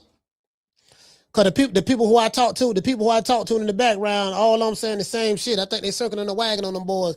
But this is the thing, though. You just got to fight your way out of it. Look, man, I'm just going to take care of this dude. You know, take care of that there, and then move on to the next. Because you beat Keyshawn, your stock can't do nothing but go up. Because you beat the guy who everybody said that you were scared of, who they think they can beat you. Now, of course, they're gonna move the goalposts after you do it, but I'd rather them move the goalposts after I whoop a nigga ass, then scandalize my name and calling me a duck because I drop a belt. You know what I'm saying? You know, like, yeah, I mean, I'm going to fight the nigga, get it out the way. But I get it. You know, you got a lifestyle that you're accustomed to living. You want to make a certain amount of money, but again, you only got 2 big paydays from Turkey Island Sheik. Only 2. That's not the norm. You get what I'm saying? So, you know. Yeah, just you don't. I don't want to see them. I don't want to see them to give away their leverage. Shout out to the honey, shout out to the PYTs, the honey dips, the tenderonis, and hold on, and the snow bunnies. See her eyes shining, she's my snow bunny, please. In the winter light, so she's my sweet dust of cream. Talk to my nose, this love has got it so raw. Make you move, step and I rip out of control. Snow bunny, moving on the bar. Everything's alright. Got that smooth soft feel. No, that's next to the law. With my snow bunny love. We're party about the night. See her eyes shining. She's my snow bunny, please. In the winter light, so she's my sweet dust of cream. Talk to my nose, this love has got it so raw. Make you move, step and I rip out of control.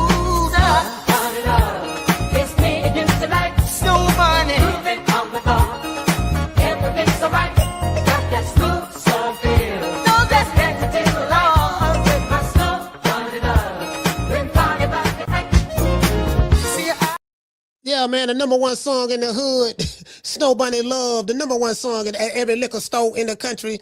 If you go to any liquor store, in the hood, ask them what the #1 song is, they're going to tell you Snow Bunny Love. True. They're going to tell you that. Another thing too, man, y'all know what time it is. Drop your cities.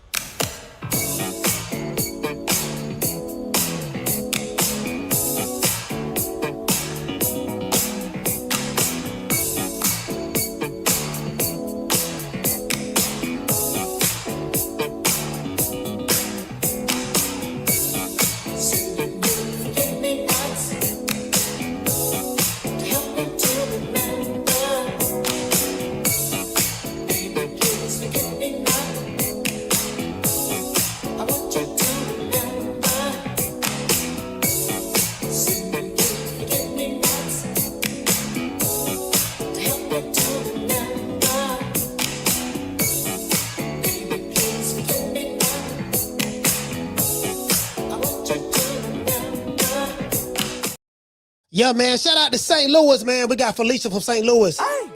We got Angela from St. Louis. Jamie from New York. Green Eyes P from Toxic, Liverpool.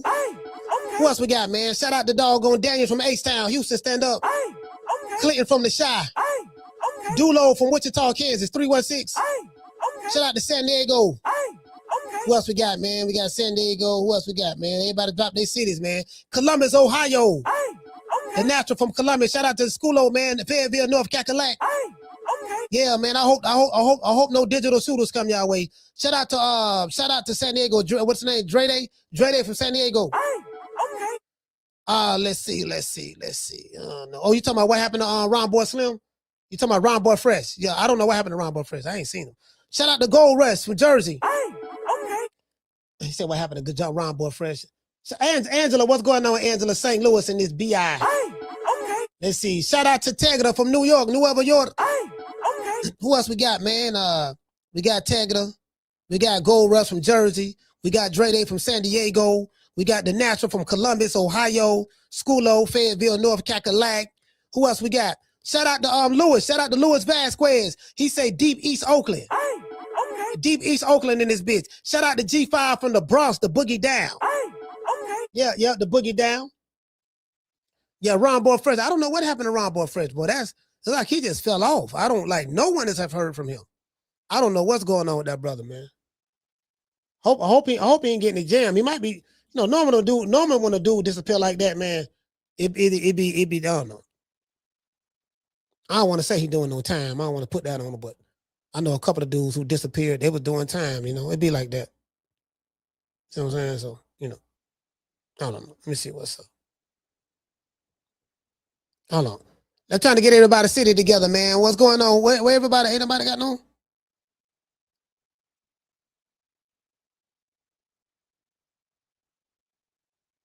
I don't know. Let's see what's up. What? All right, I'm gonna see what's up with that deal. Just got another show topic. Another show topic came via text message. Shout out to Jamie. I think that's it. Ain't nobody else dropping their cities, man. I get at y'all, man. Y'all know my motto. Don't meet me there, beat me there. Peace. I catch y'all tomorrow. Rocking with the hottest boxing podcast in the. Oh, wrong outro. Man, I'm out of here, bro. Let's go. Man, I'm out of here, bro. Let's go.